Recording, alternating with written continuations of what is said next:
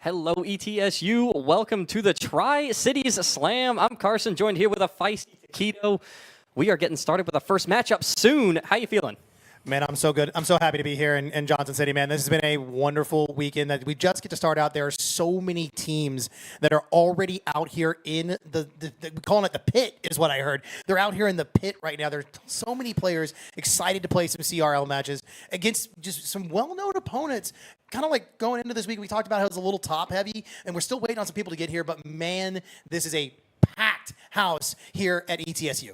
Yes, it is. And we also, fun fact, get to call it an international tournament because, of course, we got Conestoga coming in from Canada. So we do get to call it an international tournament, which I think is really fun. And I've been harping on that for the past 2 weeks, of course, when I've been casting ETSU. But, of course, we'll see ETSU in this first matchup versus Kentucky. How do you think this one's going to go? Historically speaking, I think I am going to have to not play favorites here and just be completely honest. ETSU should win this matchup. It'll be the first one. Of course, it's here at the campus itself, hosted by the school. And again, historically speaking, Kentucky, I think coming into this, they are the 19th seed overall. And so it is going to be a rough match against the Buccaneers. But that doesn't mean something couldn't happen, something couldn't shake up, and we couldn't see something incredible happen on the side of Kentucky. I was about to say, in the same breath, because it is our land, we've kind of painted a target on our backs now. Yes, you have. Yes, you have. So it'll be interesting. Anything can happen. And, of course, it is land, so anything really can happen because teams just come out of the woodwork like crazy, playing like crazy. So I'm excited to see how this matchup will go. And just talking about the whole thing as a general whole, who do you think is going to be like your top, pick your top 5 teams, actually. We'll go 5. I can tell you my top 5 rankings, and I'll do it live here on the stream. Hopefully I don't get flamed for this one. It is what it is. But, of course, we have Concord coming out of the Virginias up there. They are easily the number 1. The Mountain Lions are a terrifying squad. You talk about international. Got some Europeans on that team, Crispy and Seamoss. Helix holding down the roster, being the only American. The number 2 seed coming in is actually going to be Indiana Tech Warriors. We had to argue who was actually going to be the 2nd seed here because Indiana Tech was able to actually best OC, Oklahoma Christian, the 3rd seed coming into this tournament in CRL quals to make league play. So, again, that follows from the Warriors to OC. And number 4 is Akron Glue. Guys, I didn't say Akron Blue, and I didn't say Akron Gold. You heard me correct. It is Akron Glue. 2 blue members, 1 gold. It's going to be Patty, Bullseye, and Melio. They are the 4th seed. And the 5th seed, if I remember correctly what I did, I do believe I put ETSU at 5th. Okay. I was about to say, you better put him at 5th here. You better put him at 5th here. But that was going to be honestly, I was going to try to find something, say, I put this team here. That's what I was going to go with almost to the T, actually. So, because I remember we were talking about this earlier, and the other team you really didn't mention was Oklahoma Christian. That's what I was going to throw in there as well. But once again, you mentioned them there. So I'm excited. Get this started soon, of course, but it's going to be fun. It's going to be a fun matchup. And, of course, these first couple of matchups, I think, for today and tomorrow, it is going to be best of 5. And then when we head into Championship Sunday, those will be best of 7s. They will be. And again, it's group play, guys. If you've watched Rocket League before, if you've watched any kind of team esport that involves groups, it's going to be rough out there. These squads are going to be battling it out. They're going to be duking it out the best they possibly can in a lot of best of fives. They have 5 teams per group, right? I think that's what we have. 5 teams per group here. 20 teams showing up to Johnson City this weekend to figure out if they can win the Tri-City Slam. And so, not on top of that, I mean, I know we're a Rocket League tournament, but there's going to be Smash Bros. Happening here. There's a whole other game going on. And if we're not commentating that, of course, but like, and then there's a con. Like, there's just the ETSU con is happening. Like, there's so much going on here in this building this weekend. And seeing all the players feel out and seeing all the people that are here, all the faces that, like, we may not know because we don't know we know the gamer tags, but we don't know what they look like. It's kind of cool to actually like experience that on being a commentator. Yes, it's fun to put a gamer tag to face, I guess. That sounds kind of weird to say, but you know. But no, it's fun, and everybody seems excited, and everybody's had super high energy coming in. Of course, I've been talking to a couple of the coordinators and, of course, the players as well, and everybody seems super excited, ready to go, and it's going to be fun. It is going to be a lot of fun. There are 2 teams that are here that are going to be the loudest teams you have ever heard on LAN. They're playing in a group together. It is Bruton Parker Christian University, the Barons, against the Florida Gators. Yes. Those 2 teams are going to be the loudest. I don't think we actually have mics that can get out to the stage, so you guys won't ever hear them. But Lord have mercy, if you have ever been in a LAN setting with the player Sap from Florida, that guy screams it's game time louder than anybody I've ever heard in my life. And Bruton Parker, those boys, if the whole program is here, everybody's screaming. It is going to be such a fun matchup. I think I'm casting that one, so I'm super excited to be on the back of that one. I am so excited.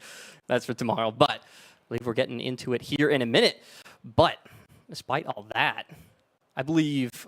Oh, I also wanted to mention, because of course, it's Rocket League all today for Friday, and then tomorrow, I think the first half of the day is Rocket League, and then the second half we will be doing the final matchups, the upper rounds, and I believe like a couple of the lowers of the Smash tournament as well on stream. So we are splitting the time between the 2, and then Sunday is all Rocket League championship play. Yeah, it is, man. Like I say, it's packed weekend of gaming up here at Johnson City, and like you said, I do believe if we look over there, we're getting ourselves into a lobby. We're almost there. I think Lee was. Oh, we're getting a thumbs up. Okay. I think we are about to drop in. I'm not entirely sure, though. Wait, I see names popping up. Ladies and gentlemen. Here we go. Carson.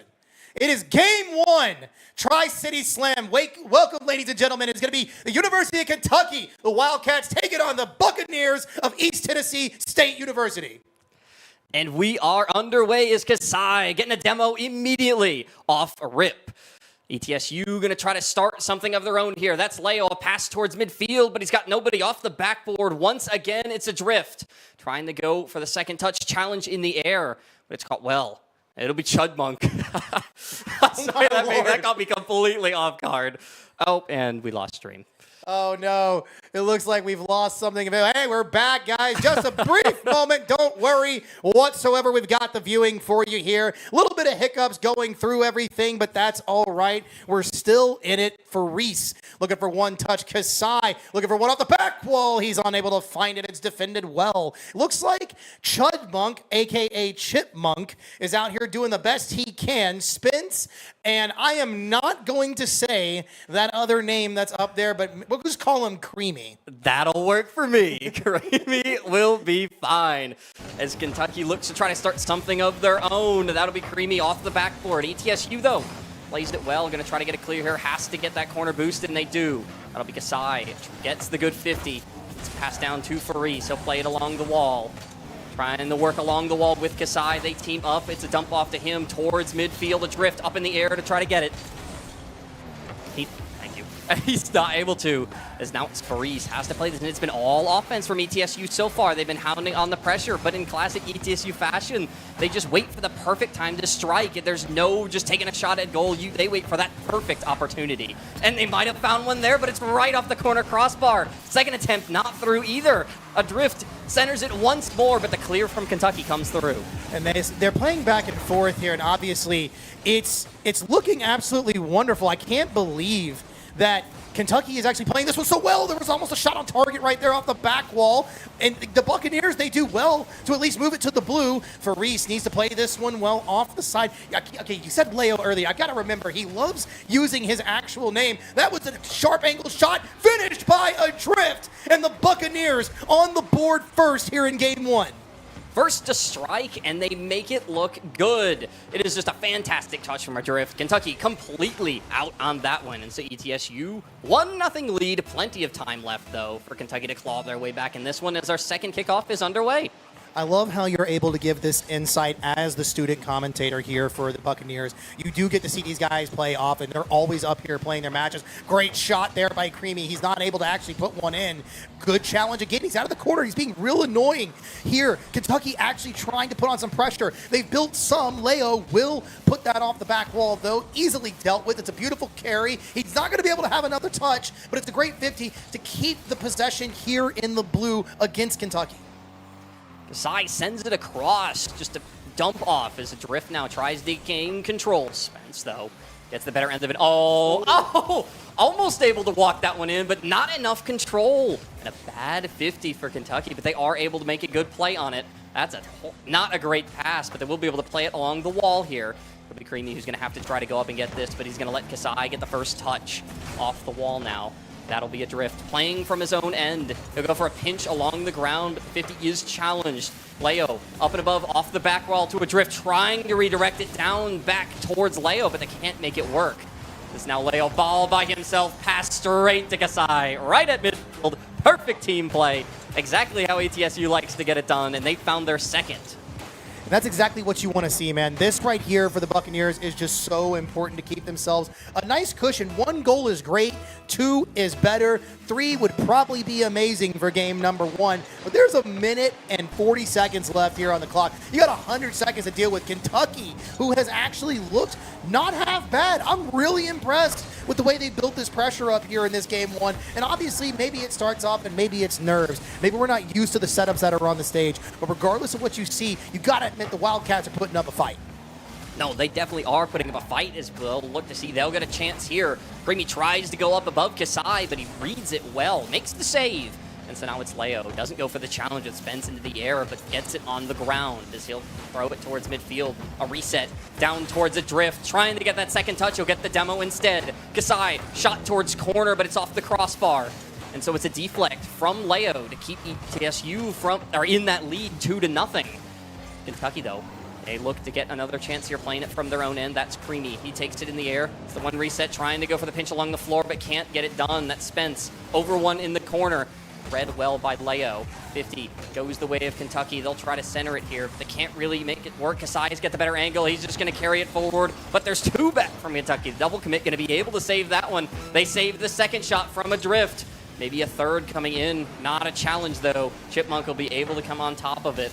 But, oh my goodness, stolen by Kasai and ETSU once again. Like I said, they don't like to take many shots, but the shots they do are really good. They take good chances. 15 seconds left, not much time at all. ETSU in the lead 2-0. Kentucky's going to get their final chance here on the offense. But it looks like it's just going to roll in a little bit too aggressive. Had to try to get something done. And that's what happens. Like I said, 1 is good, 2 is great, 3 is amazing. The Buccaneers, I think we can easily say right now, my friend, have taken game number 1. There are no 3-pointers in Rocket League, so this will all be what we consider garbage time for those who may not understand that term. But we are in garbage time for ETSU. Maybe 1 more for the road. Yes, Kasai said, give me 4. It doesn't matter. They're having fun out there at the end of this game 1. They want it all. And yes, garbage time just becomes even more garbager, I guess. I don't know. But lead margin grows larger, and ETSU shutting out Kentucky in this first game. Although, yes, there it goes. They did shut him out, and so they made it look good. But like I said, and you did see it this game, ETSU, they don't really take that many shots. It's passes back and forth until they can find that exact moment when they want to strike. And Kasai and Leo, of course, they played together for so many years. I mean, they played Oh, wait, I was going to name it off my head. I should know how many years they played together, but I can't for the life of me, and I'm sure I'll think of it midway through next game. But anyway, they played together forever, and you can see it there, especially with the way they play together. They are always working with each other to try to set something up at midfield. They absolutely are. We're getting down here to game number 2. The Buccaneers, a very dominant performance in game number 1. They're looking for another dominant performance here. Like you said, you'd love it if they swept. You are a little biased. I totally understand that, Carson. But we got to kind of call it how we see it. And sometimes, maybe if Kentucky would be able to actually put these plays together that we are seeing, they'll do something heinous. And we'll just be surprised by it completely. But for now, the Buccaneers are looking to keep that 0-goal score line continuing on the Kentucky side as they score first in game 2. And it's a fantastic shot, and Creamy even got the boost steal there in the corner as I believe it was Adrift was trying to go for it, but once again, just bad touch, hanging at midfield. ETSU capitalized it. They are not going to let that go untouched. And so an early goal as we head into our second kickoff here. This is Kasai once more. He is so strong in the air with the ball. He gets the reset, trying to pick the top corner, but cannot make it happen. Almost able to get it done, but now Kentucky will get a chance of their own perchance, and that's Creamy with the shot. Deflect by Leo. He makes the save. Adrift did end up demoing Creamy right after that.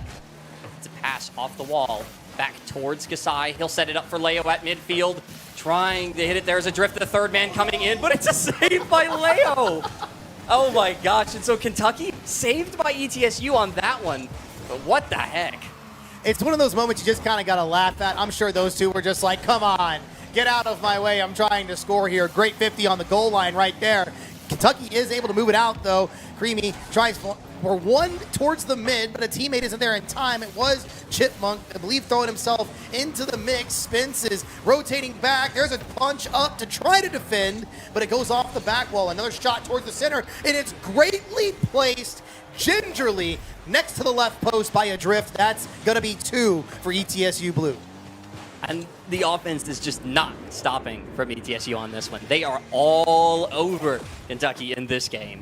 And so they'll make it 2-0. Still plenty of time for Kentucky. And like I said, they have had fantastic chances, especially in last game. And in this one, they've had a couple of good chances. Just they haven't been able to really get any finish on them. They just can't get it done in the other end. As we'll see Creamy go for it up into the air, but it's picked up by Leo. He'll leave it off towards Adrift, who gets a slight touch on it just to keep it out of the way of Kentucky. But will be Chipmunk, who gets a good 50 there towards the corner, but it just kind of centers it for ETSU. Ooh. Almost a nasty double touch, but Creamy actually saving that one for Kentucky. As now it's Kasai once again. Over 1, can't get it past the second. It has been all ETSU here for this one. Now another pass. Leo trying to come in there and secure that once more, but a good save from Kentucky. It's like they're making good plays, but it's just, sadly, it's only in their own end.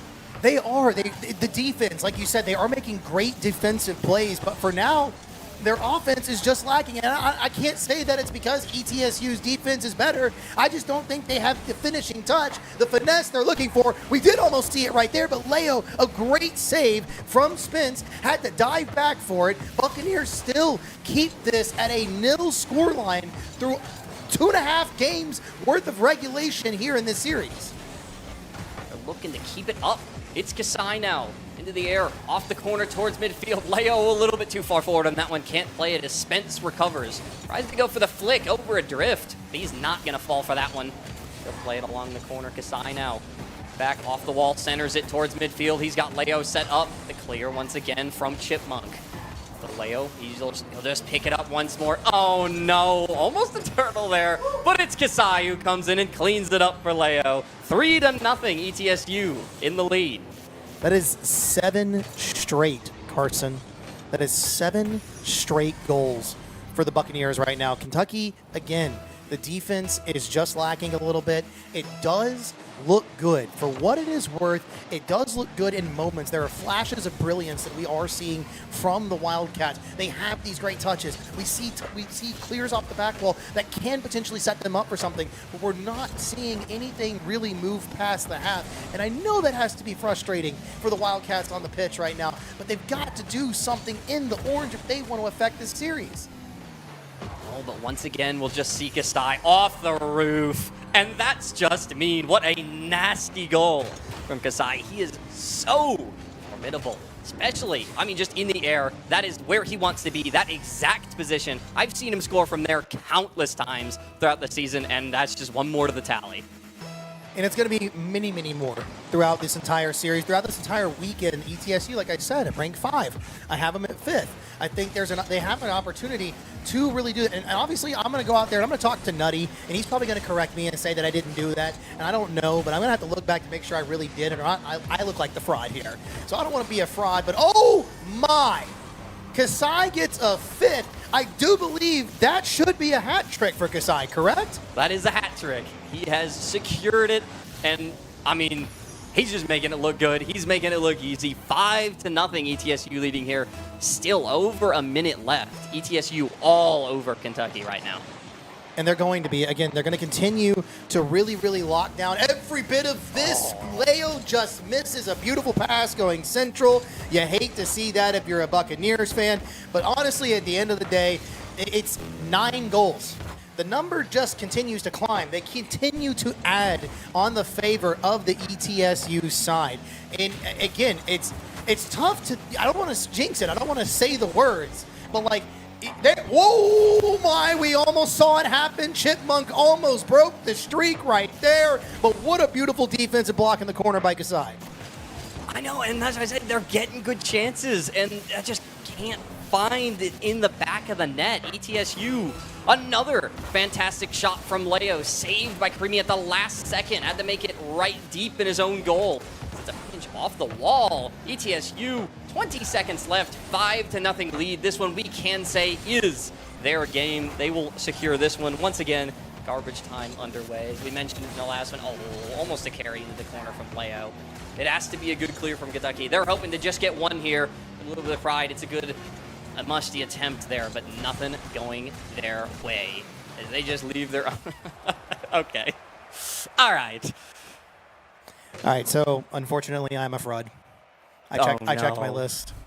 I'm so sorry. Who do you got at 5? Who do you got at 5? It's Just lay it on me. It's Bruton Parker. Okay, that's fair. That's fair. Exactly. I get that's exactly. Fair. I'm so sorry. I'm so sorry. Those guys are land menaces. They are. They really are. They really are. But hey, right now we can't talk about that. BPC is going to be playing at another time in another place. You'll see him later on the stream. But right now we're 2-0 in this series. One more game, and the Buccaneers will get their chance to move on at least to their next match alongside of Kentucky. We're still waiting for everybody to get dropped back in this lobby. I think they did. We're about to hit kickoff. Yes, we are. Game number 3. One more to end the series. Match point ETSU trying to secure this win.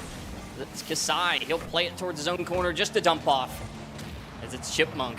Gets Demo just handing adrift the ball. That's a good challenge from Spence, and so they will be able to clear this towards their own corner. A setup towards Chipmunk at midfield. But Leo, once again, he's just up. He's quicker. It's Kasai now into the air. Gets a good touch on it. Drift comes in to help him from the corner. Can't get the second touch to pinch it towards midfield. Trying to bump Chipmunk out of the way. As Kentucky will be able to gain control of this. And now they get a chance of their own. But he's got no boost to work with. If only he would have had a little bit of something. Maybe he could have had himself a goal there. But still 0-0 we sit at. It just, again, that carry there from Spence looked really, really good. It was a chance that could have gone, it could have turned into something if they had the ability to do so. But right now, they just keep getting shut out. That's another good touch from Creamy. It's a shot on target. Leo gets the save. We're off the back wall. The bump is there, but no one is there in time to actually affect it. It could be off the sidewall. We're still throwing shots at the net. That's the most offense that we've seen from Kentucky so far. It looked great, and they still didn't have the finesse. No.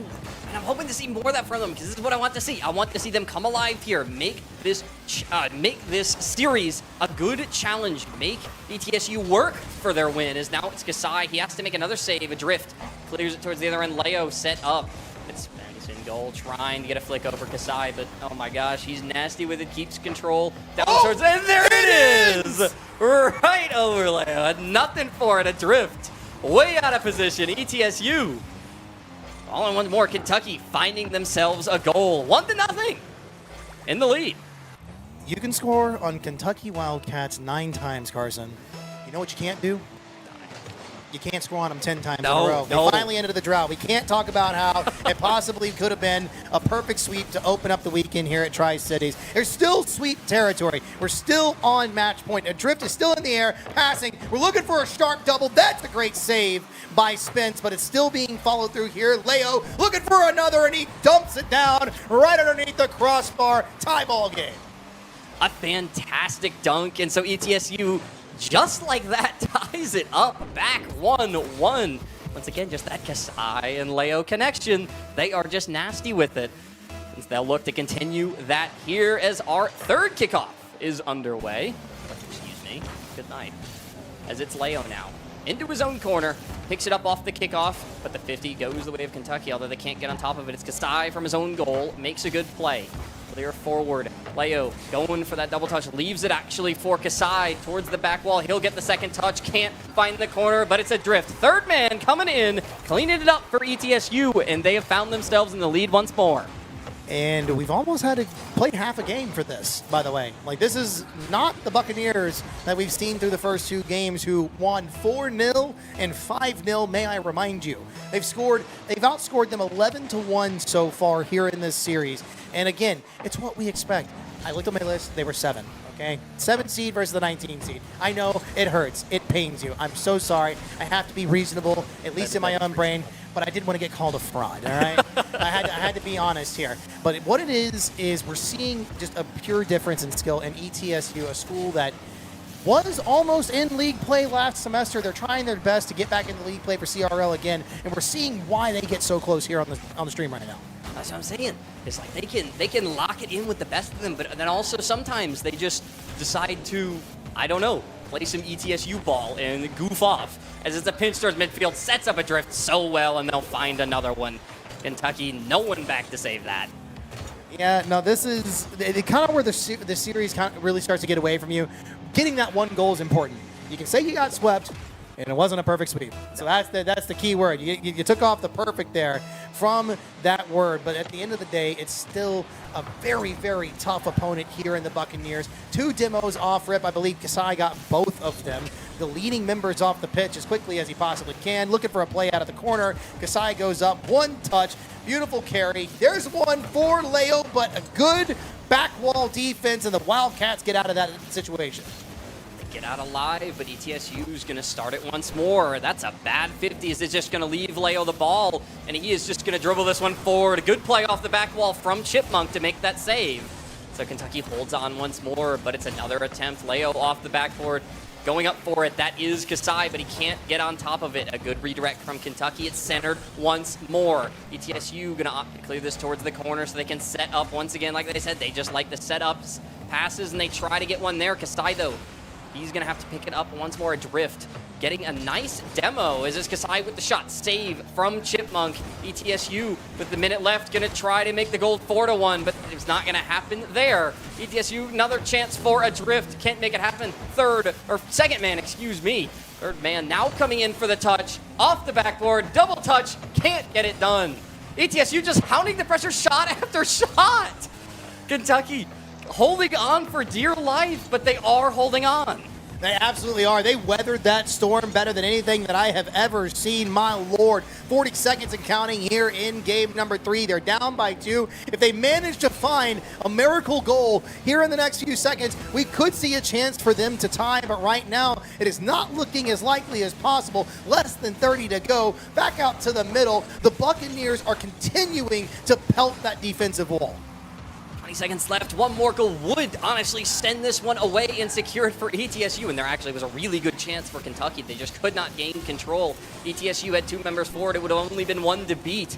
6 seconds left. Not enough time for Kentucky to get anything done here. And ETSU will walk away with the sweep over Kentucky.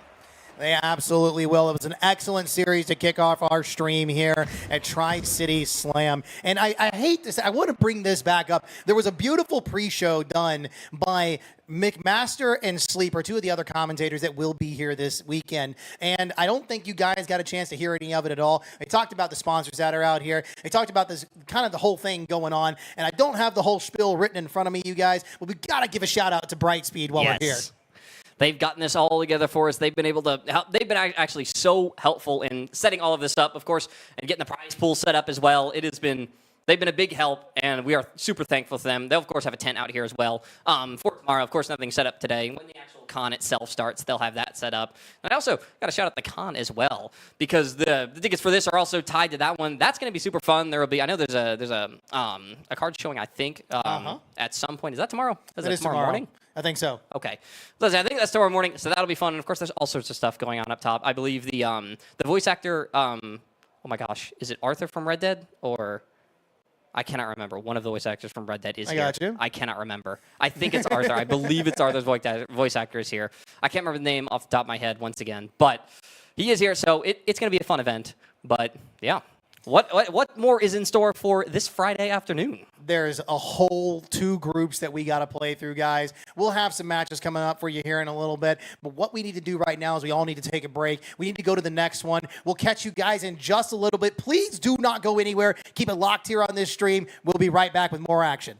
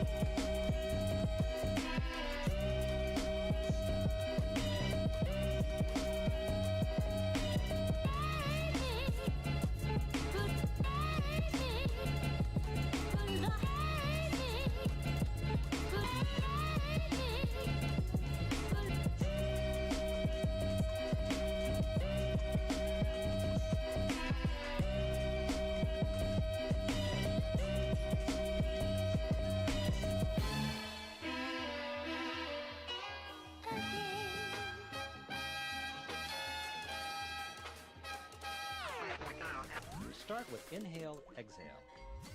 Inhale deeply, rise onto your toes, and stretch arms high.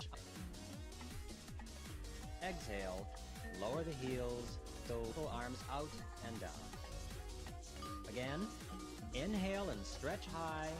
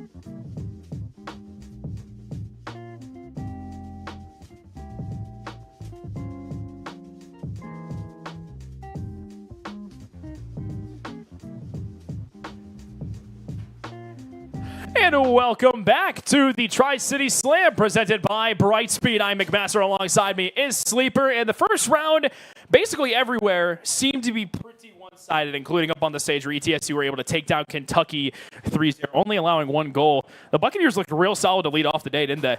Hey, and that's good for them. The homeland from starting off the day with a sweep. We'll see more of them later today, but right now we got Indiana Tech taking on Daytona State. And Daytona State, they're coming off a 3-0 sweep themselves against UGA here, McMaster. That they are, and honestly, a pretty one-sided one at that as well. They really lit up the scoreboard, Daytona State. So they're coming into this white-hot, feeling good, coming off of a nice confidence-boosting win. Indiana Tech is coming off of nothing. They have not played yet. This is the first game for them, and they are immediately going onto the stage when the lights are going to be on them. Daytona State is confident. They're looking to upset a possible tournament favorite.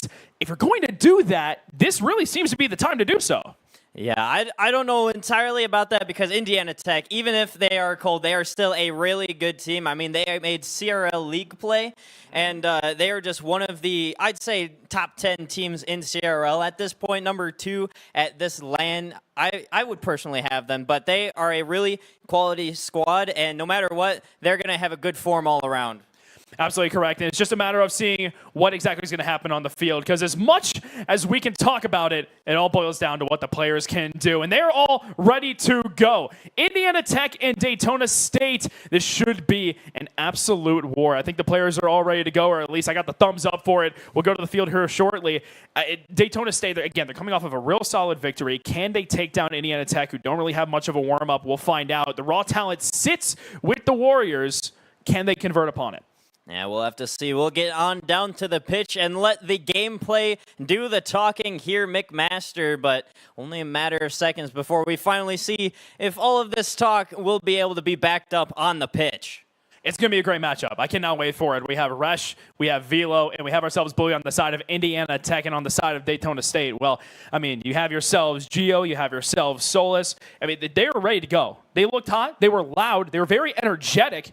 You know that they're looking to just pull off an upset if at all possible. If they could top their group, what a story that would be, taking down one of the CRL League play teams. But that is so much easier said than done, I should say. Yeah, you definitely got that right. Much easier said than done. I mean, no matter what, you're playing against Indiana Tech. You got to come in with a lot of confidence, especially off of 3-0 sweep. You got to try and ride that high as long as possible and not really give Indiana Tech any sort of wiggle room in this series here, McMaster, because if they're given an inch, they're going to stretch that into a mile and really push their lead into the stratosphere here today. Oh, yeah, you're right. The moment Indiana Tech get rolling, they will continue to steamroll. They are a team that plays on momentum and pace. So if Daytona State are able to come out, kind of shock them in the first game, maybe get off to an early lead, you could see some question marks start to arise from Indiana Tech, but they've been in such good form recently. They do seem pretty undeniable, especially in group stage. This should be a time for Indiana Tech to really establish themselves, get warm, get used to the LAN experience, but anything can happen, and we have the players hitting the field. We are ready. It is game 1 for Indiana Tech and Daytona State. Yeah, I mean, we've been talking about this series here. We're finally excited to see it. Resh looking for a shot right off the target. Bluey, the follow-up, ably saved right now by Daytona State. Velo can't get that one either. Resh, follow-up 50, not going to be good. The first attack by Indiana Tech will be turned away by Daytona State. Their defense holding strong so far, but Resh, a good catch and carry downfield. Velo, the follow-up.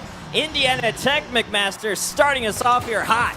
Yeah, who needs a warm-up when Resh is just going to go ahead and go against the team and just do it on his own? Velocity is able to clean it up on the rebound. And when talking to some of the members of Indiana Tech and talking to their new coach, Somber, we had heard a lot about how, you know, Reshi has a lot of great individual plays mechanically. I'm going to stop talking about him for a second while Bluey gets a second on the board.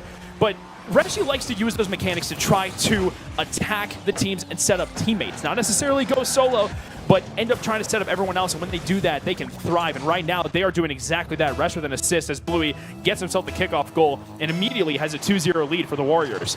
Yeah, Daytona State not really being able to get a foothold here so far. They've been pushed back to their own half in the first 30 seconds.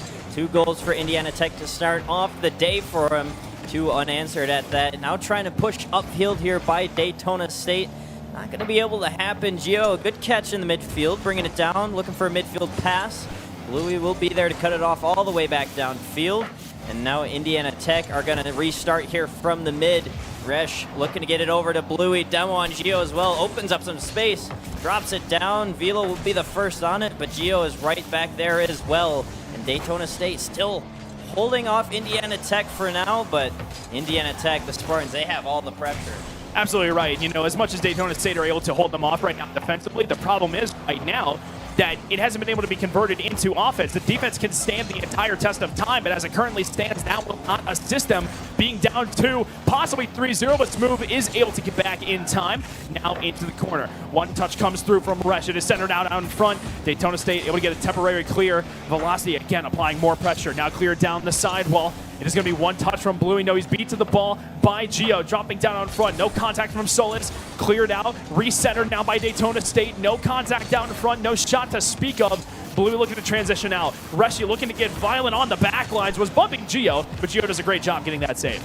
Velo still doing a good job catching it here at the midfield line. Daytona State, again, just trying to find a way to break out and get it around Indiana Tech, going through to the orange half of the pitch here. But they are just having a hard time finding those lanes into some offense, consistently being pushed back by Indiana Tech. Velocity will take it, trying to go through the corner. Able to be cleared up for now. Another demo on Daytona State, still opening up some space to allow Indiana Tech to keep this pressure. Resh now looking to go to the other side, drops it down for Bluey. Nothing building up here quite yet for Indiana Tech as Daytona State, again, still looking to try and break out of their own half. They're just having a hard time doing that here, McMaster. It looks like they've settled a little bit defensively. That being said, we have crossed over the halfway point of this game, and it is still all Warriors ball right now.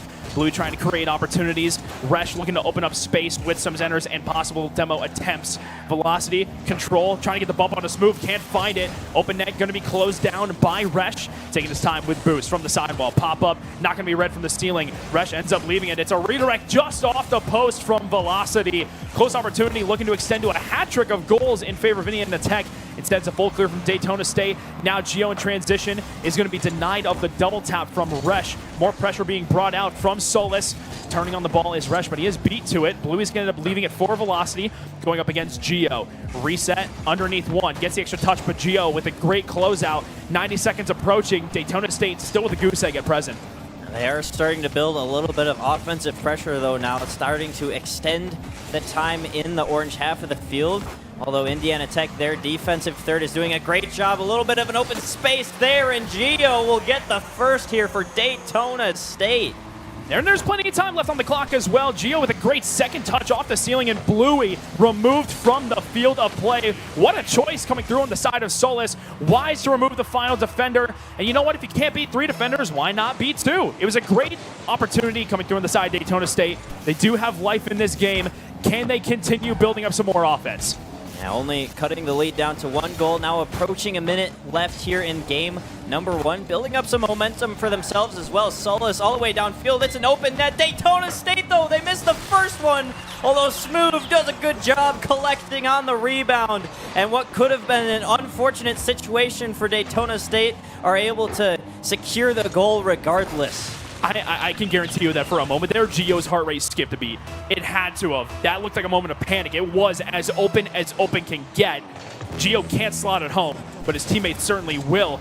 Right away, Indiana Tech looked to answer back. What a sudden resurgence coming through on the side of Daytona State. They look to continue building upon this sudden swing of momentum. It will be Smooth with the double commit, but it's going to leave the ball towards Solis. Downfield, Smooth can't make contact.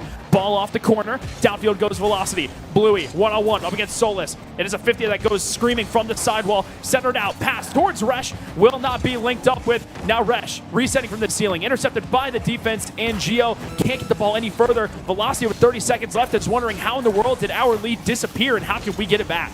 Yeah, after starting off 2-0 to start this first game here, Daytona State have been doing a good job of consistently building up that offensive pressure. Now having to stay good on the defensive end here after finding their footing in the offensive half, doing a good job here. Low boost situations constantly. Awkward spot, shot on target, far side. Velocity will send it through to give Indiana Tech the lead with 4 seconds left on the clock. And this is brutal for the Falcons. Smooth and Geo bumped each other on the backboard, leaving Velocity with the far post wide open. 4 seconds to go. Is still enough time left on the clock, but can the Falcons capitalize? We'll find out here as the kickoff is faked.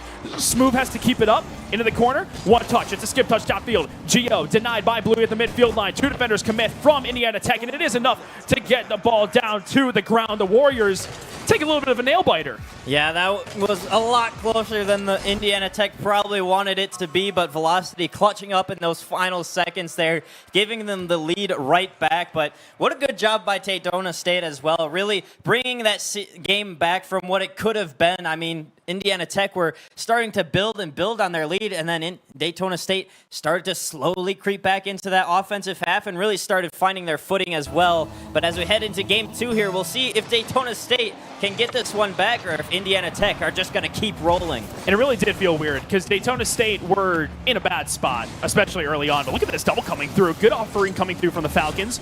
But as I was saying, Indiana Tech did find their footing very early on. They might have an opportunity. Bluey is denied by Geo. That's a team bump coming through on the side of Daytona State. Now here comes Velocity with boost in the tank. Up against one, tries bumping the defender. It is Solis who's able to avoid the contact. Bluey back in field. 50, not found. It is Smooth up high, but Resch still wins the race to the ball. Geo over towards the left-hand side wall now. We'll be first to it as well. Clear down to the orange half, going to be received by Velocity, which is a pass towards Resch. No control, but a great early challenge from Solis. Pass off the backboard, screams over the top of the net. Daytona State looking a lot more settled ever since that first minute in game 1 expired. Yeah, they haven't really had a great shot on target chance yet, but they are doing a good job of moving this ball in the orange half, really trying to keep and extend their possession in this half of the pitch, although Velo will go back downfield and try and give Indiana Tech a little bit more offense. Resch, just a shot on target, going to be saved by Solis. Now a clear all the way back downfield will force Indiana Tech to restart from their own back line. Velo, not a good 50 for him. Solis through the corner for Daytona State, centered for Geo. He leaves it for Smooth, but a good stop there by Bluey before it can really get too close to the net. Smooth setting it up one more time. Solis, the shot on target. It's a screamer, and Daytona State get the first goal. Solis with an absolute bullet on net. A great pass from the ceiling from Smooth. He had no boost left, and still a great connection on a blistering 84-mile-per-hour goal. That is class coming through from the Falcons. Great offensive pressure resulting in an amazing goal for them to start off game number 2. Looking to come back in this series here. Good stop by them. They got to get another one. Geo on the goal line. Velocity trying to set it on target. Just couldn't do it. Bluey's shot as well. Easily going to be cleared out by Daytona State as they look to get a counterattack cooking up here. Geo off the backboard one more time. Resch will do a good job of getting back and getting it out to the corner. Trying to kick it upfield now here for Indiana Tech. They've been back in their own half quite a lot here in this second game. At least compared to the first, they have not had as much offensive pressure. I mean, I do want to note, Indiana Tech, of course, did make lead play, but Daytona State were very close in their own right. Got down to 1 series away before, unfortunately, not making it. So they are absolutely a quality team, although this is not so quality defense to speak of, and Velocity has just been gifted a free tying goal. Unfortunate there for Daytona State. Just really making their defense as awkward as could be, and nobody back in net to recover off of that mistake on the defensive end. Indiana Tech getting a little bit of a gift here towards halftime of this game number 2.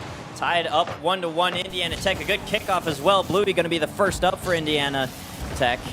Not able to get a shot on target, though. A little bit of a whifty play there. Ends up being cleared back downfield. Resch, center over to Bluey. Looking to go back up here for the Warriors. In the corner, good dunk read by Velocity, although he can't do much with it. And now Daytona State will be the one to push back upfield. Now Smooth with a bit of boost. Will take the ball up high. Pats infield towards Solis. He's going to look to double this as well. Has the extra touch, but can't find the target and will not find a teammate either. Bluey with one touch. It is touched now by Velocity. Resh looking to take control, does do so. Guiding the ball towards safety in the air. The reset over the top of Solis is met by a challenge from Gio. Bluey towards Resh. No contact made. Smooth will intercept the play. 2 minutes remaining. Still 1 goal apiece. And this has been a very physical game as well. The demos have been coming through in number on both sides, although neither of which has resulted in a goal scored or conceded. This is a good opportunity. The redirect is not connected with by Solis. If he got that one, it honestly really could have been past the last defender. Daytona State looked highly threatening in this second game.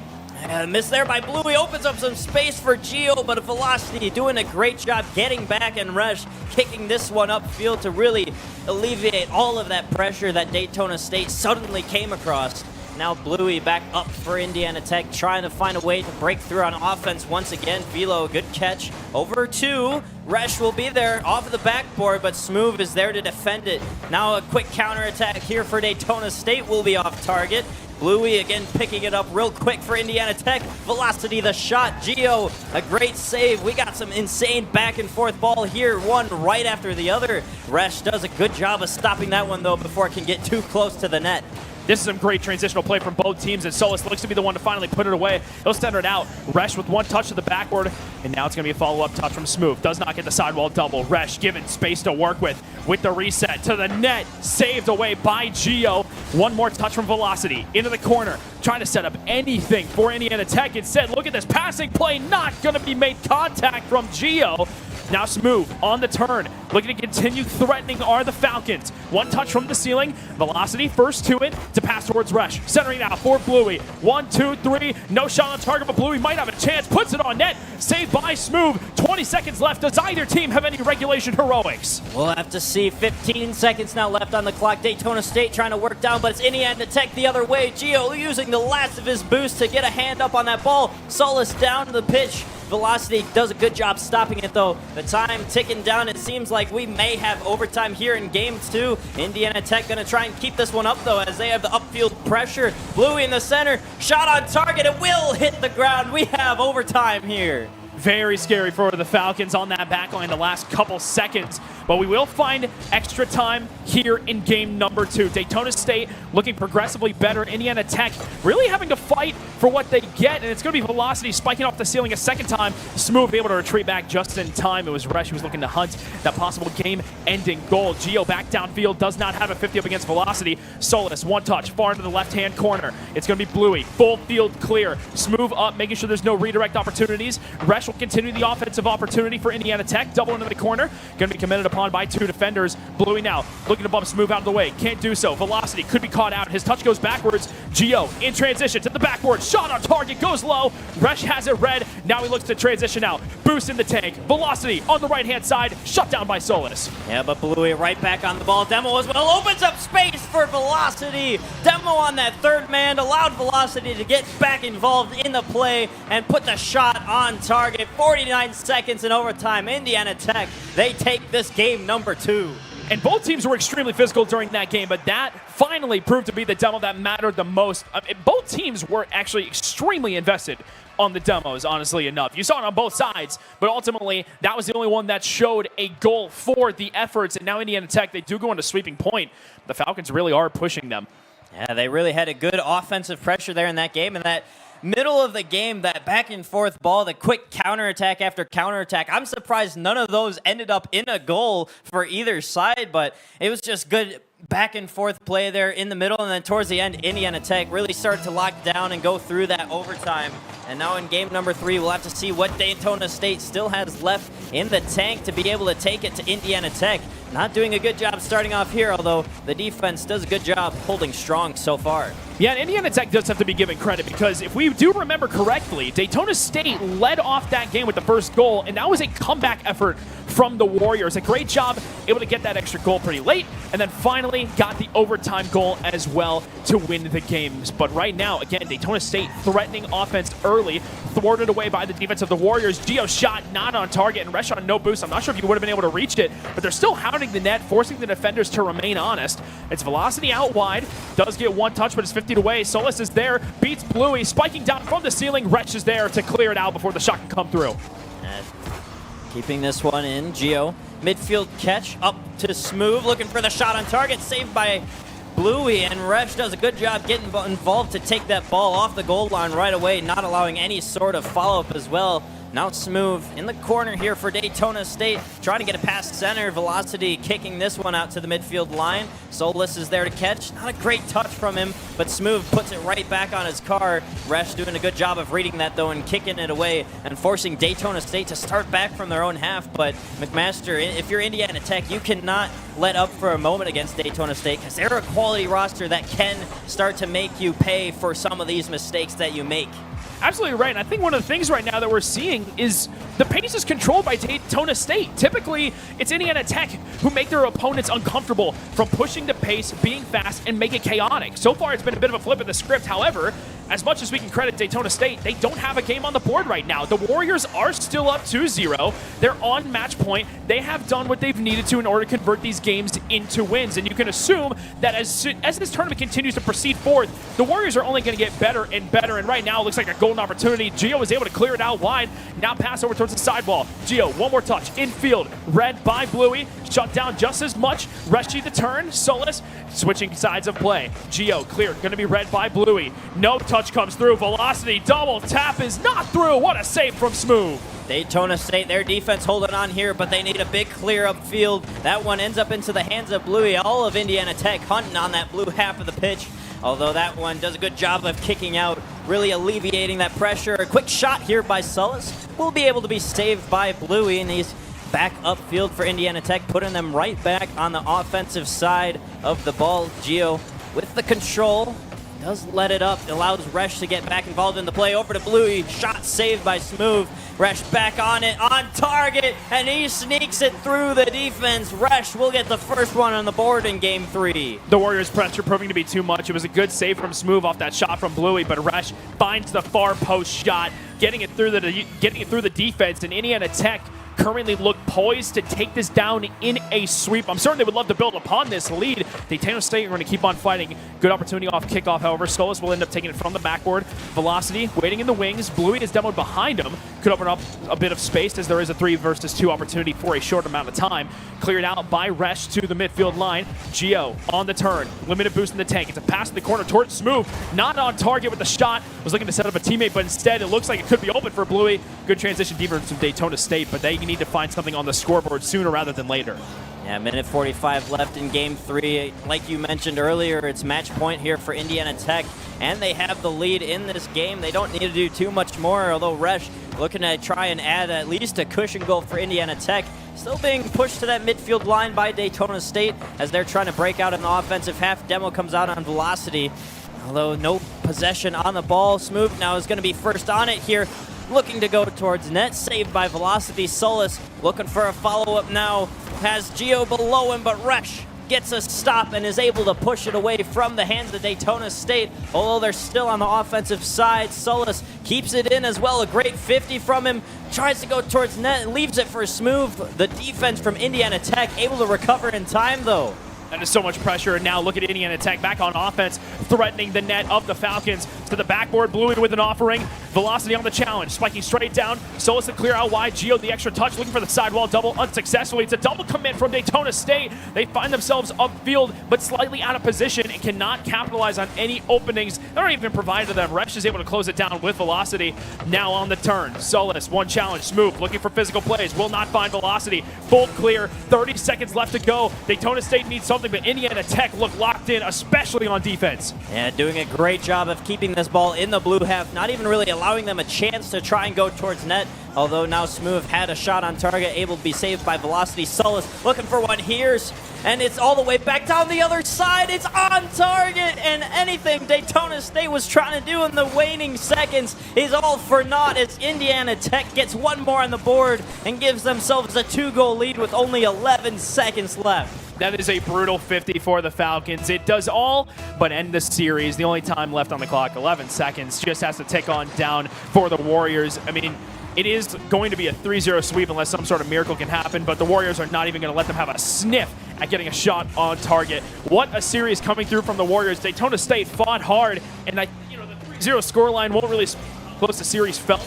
but the Warriors are definitely going to be happy with the 3-0 start to the Tri-City Slam. especially coming in off of no games being played before this and coming against Daytona State, who were really making them run, giving them a run for their money. But in the end, Indiana Tech are inevitable. Tech, yeah, as we say, or Tech we if you feel so inclined. But I mean, Indiana Tech are looking mighty deadly, and that's just the start of what they can do here. Yeah, the fact that they came in off of no warm-up while Daytona State had a great first series, that is a huge momentum crusher delivered by Indiana Tech. They looked great. They looked poised to take the top of their group. That's a 3-0. The games are probably closer than what they would have liked, but now that they're warm, now that they've gotten their stage presence a bit, I'm certainly going to get settled in and just continue to run through the group, honestly. Yeah, exactly. And that's what we'll see more from them because they are next on the broadcast. But coming up here, we have Indiana Tech taking on UGA on the mainstream. Don't go anywhere. We got more Rocket League action at Tri-Cities for you here tonight.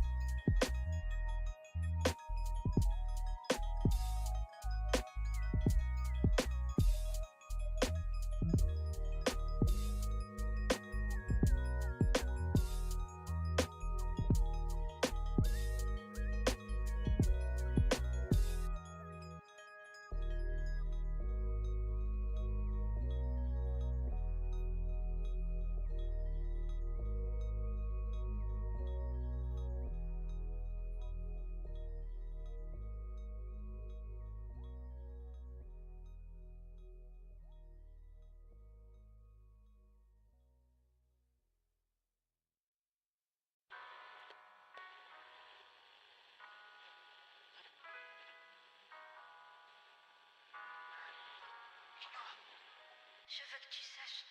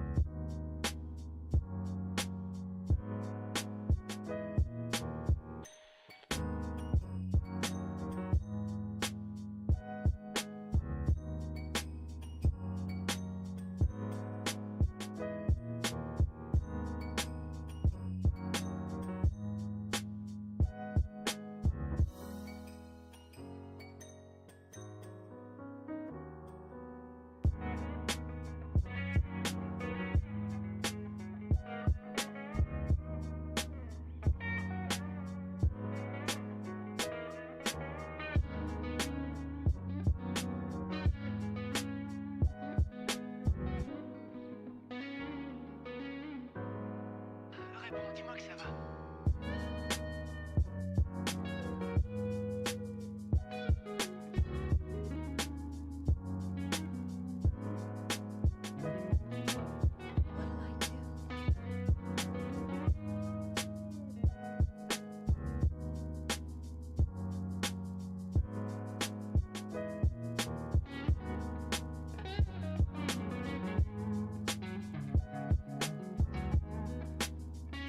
What'll I do?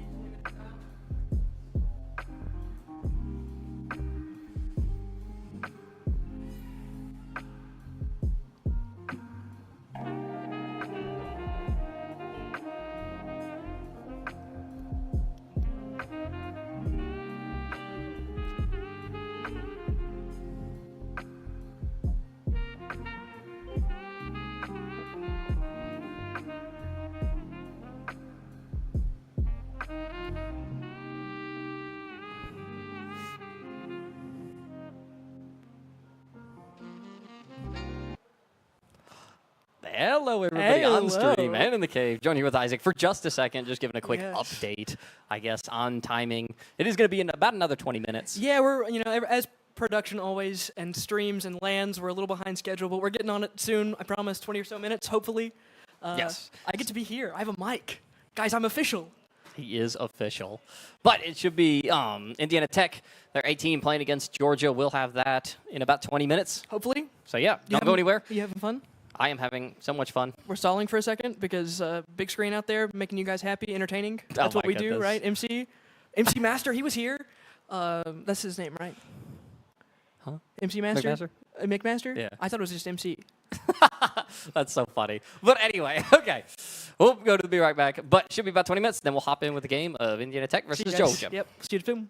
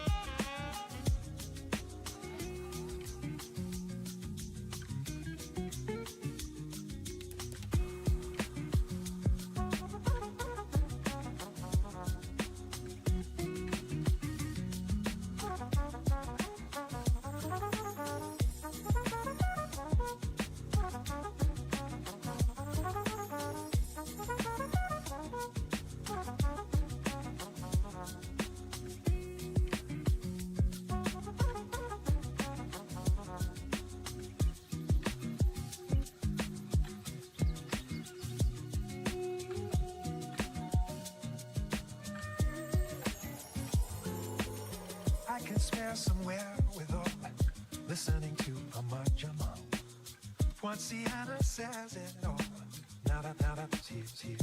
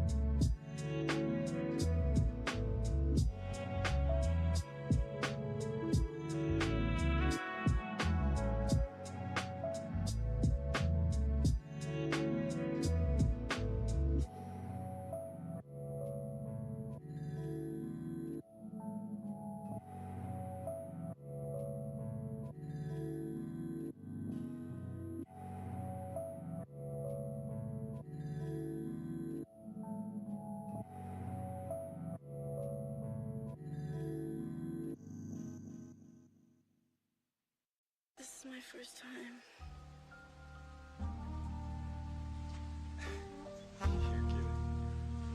I'm sorry.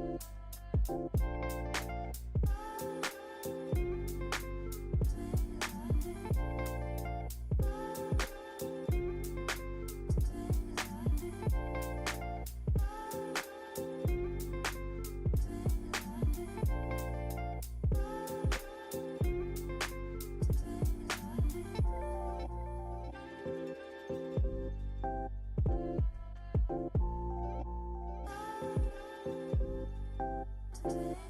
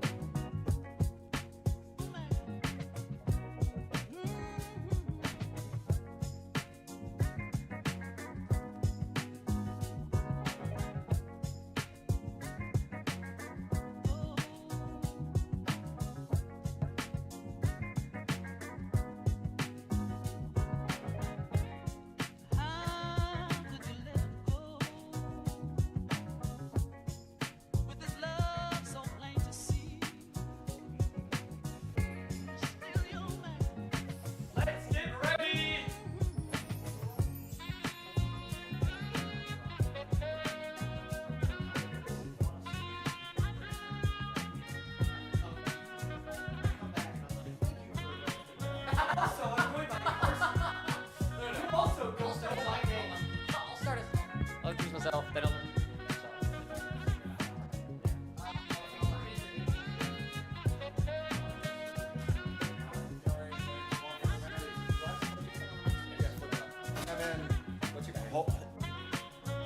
Hold it up here.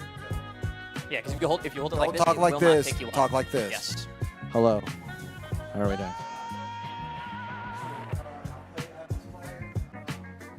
I'll kick my laptop out of the way, sorry. Yep, let's go. You bring this in.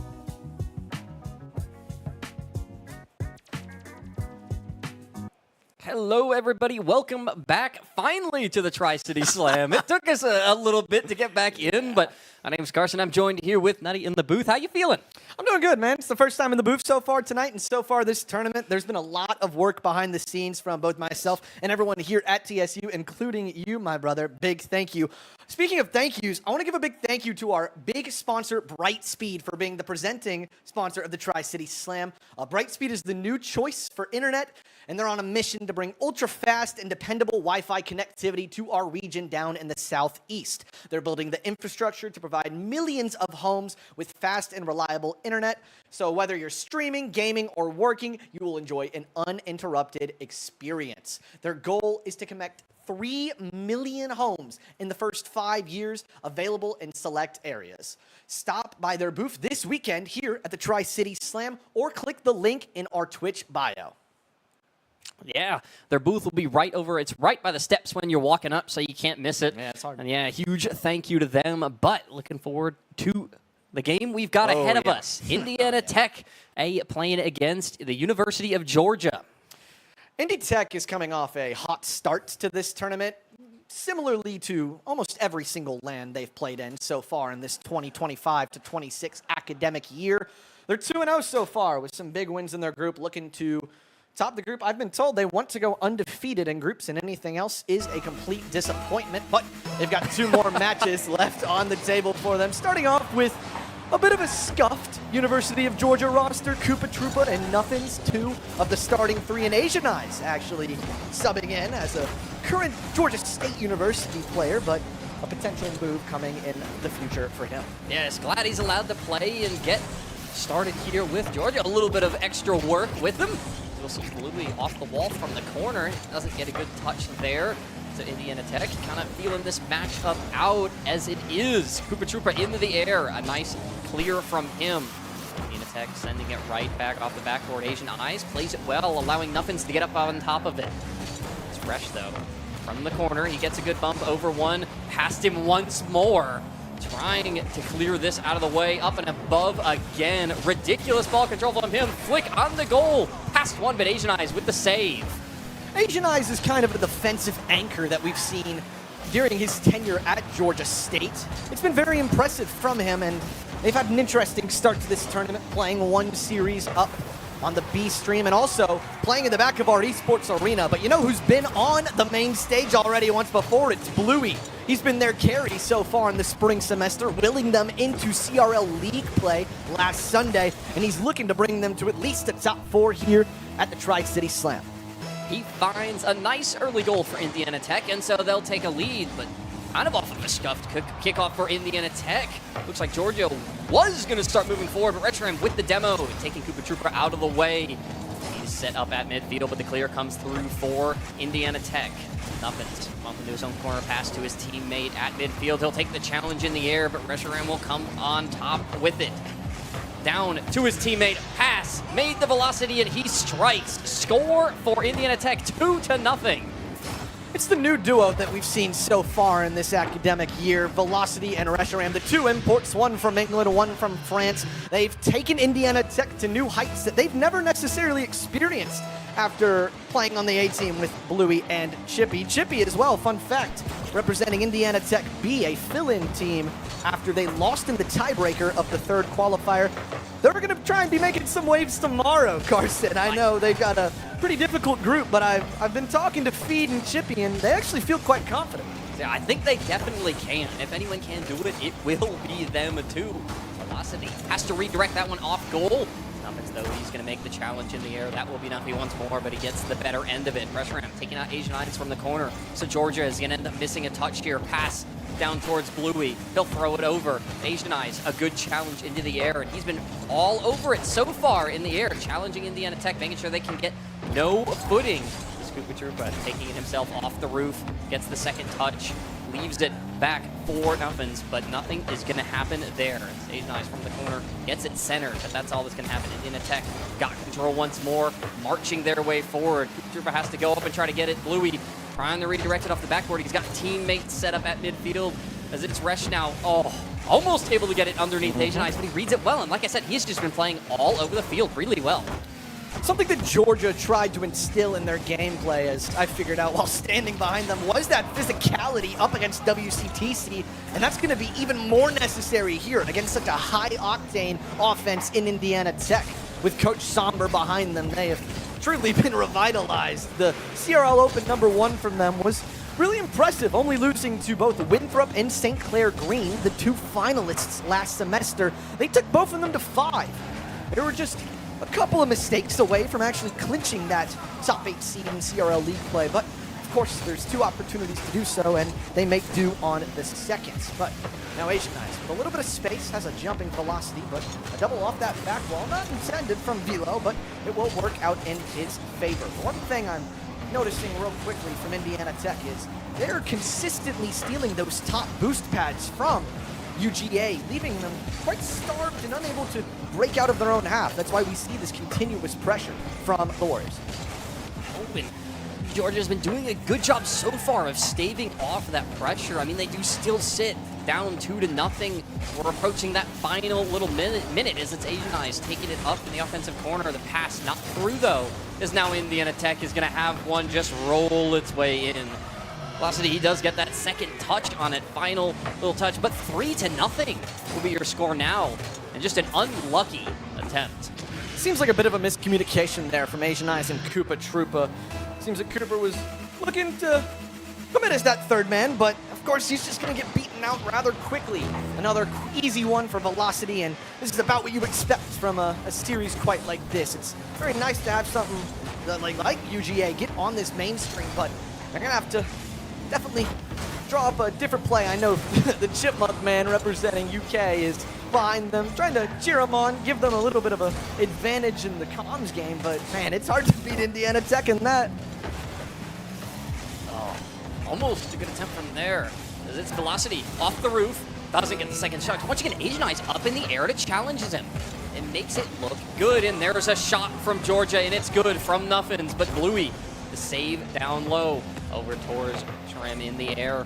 He's not going to make that pass happen. Then once again, Georgia, they've been so good on the defense, they just can't find any stability on the other side of the field.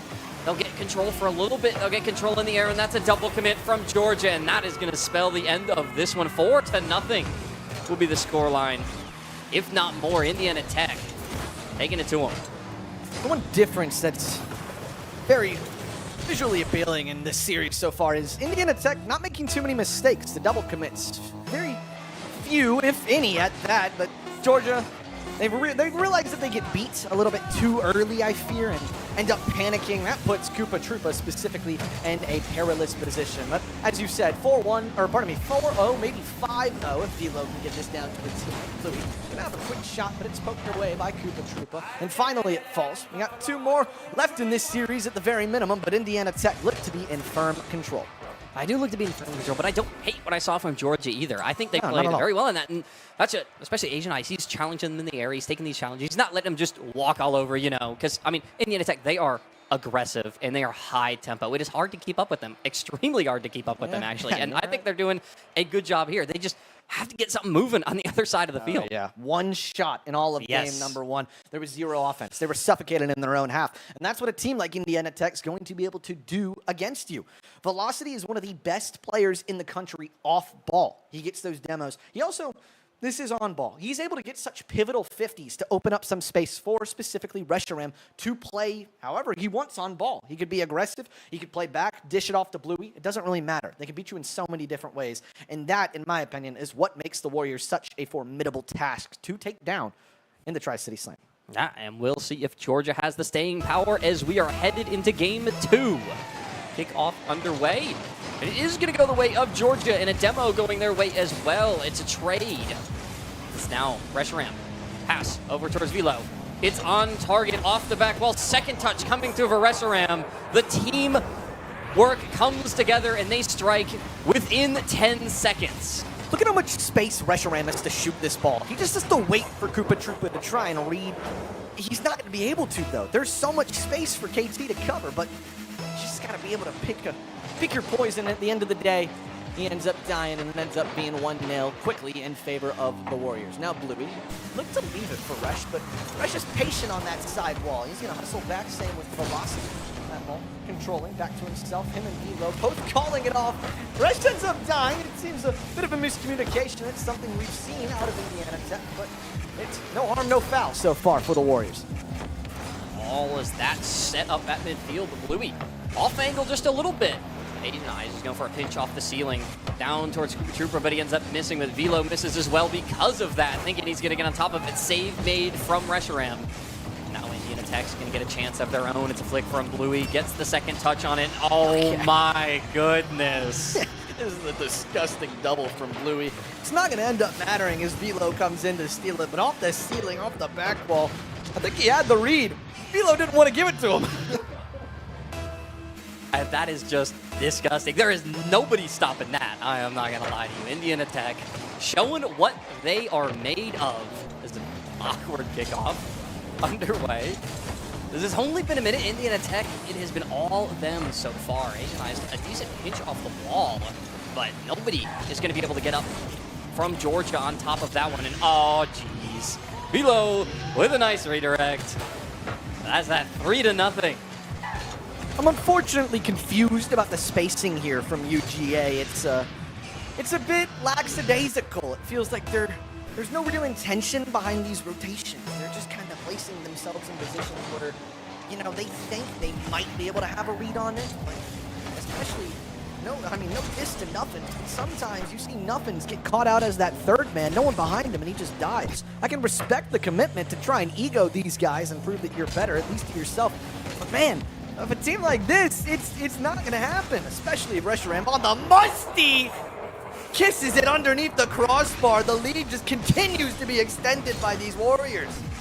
I was so hoping I'd get to see a team clean pinch. Musty. Oh, it was. Oh my gosh. Indiana Tech showing exactly what they're made of. Another beautiful goal from them.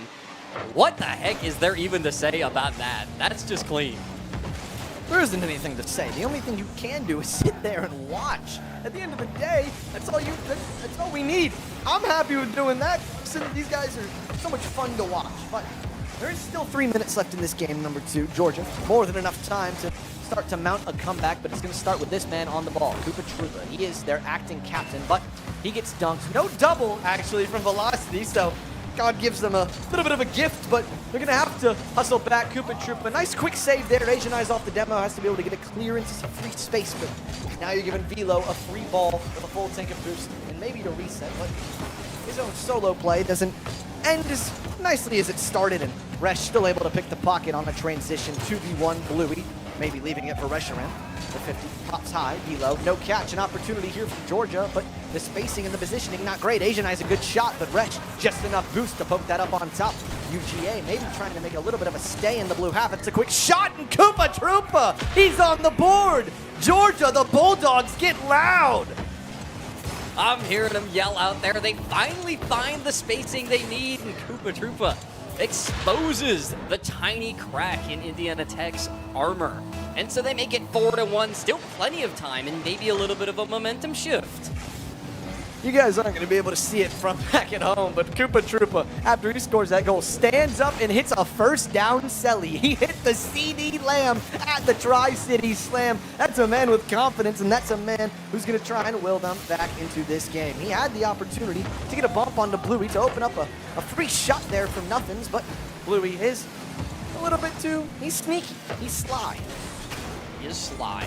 Indiana Tech might get a chance of their own. Resh goes underneath. Asian Eyes, a pinch to try to send this one on goal. Koopa Troopa plays it well. Second shot comes through from Bluey. Now maybe the third. Oh, right off the top of Bluey. The fourth, though, is going to slowly roll its way. Tech, please! And they finally get it into the back of the net.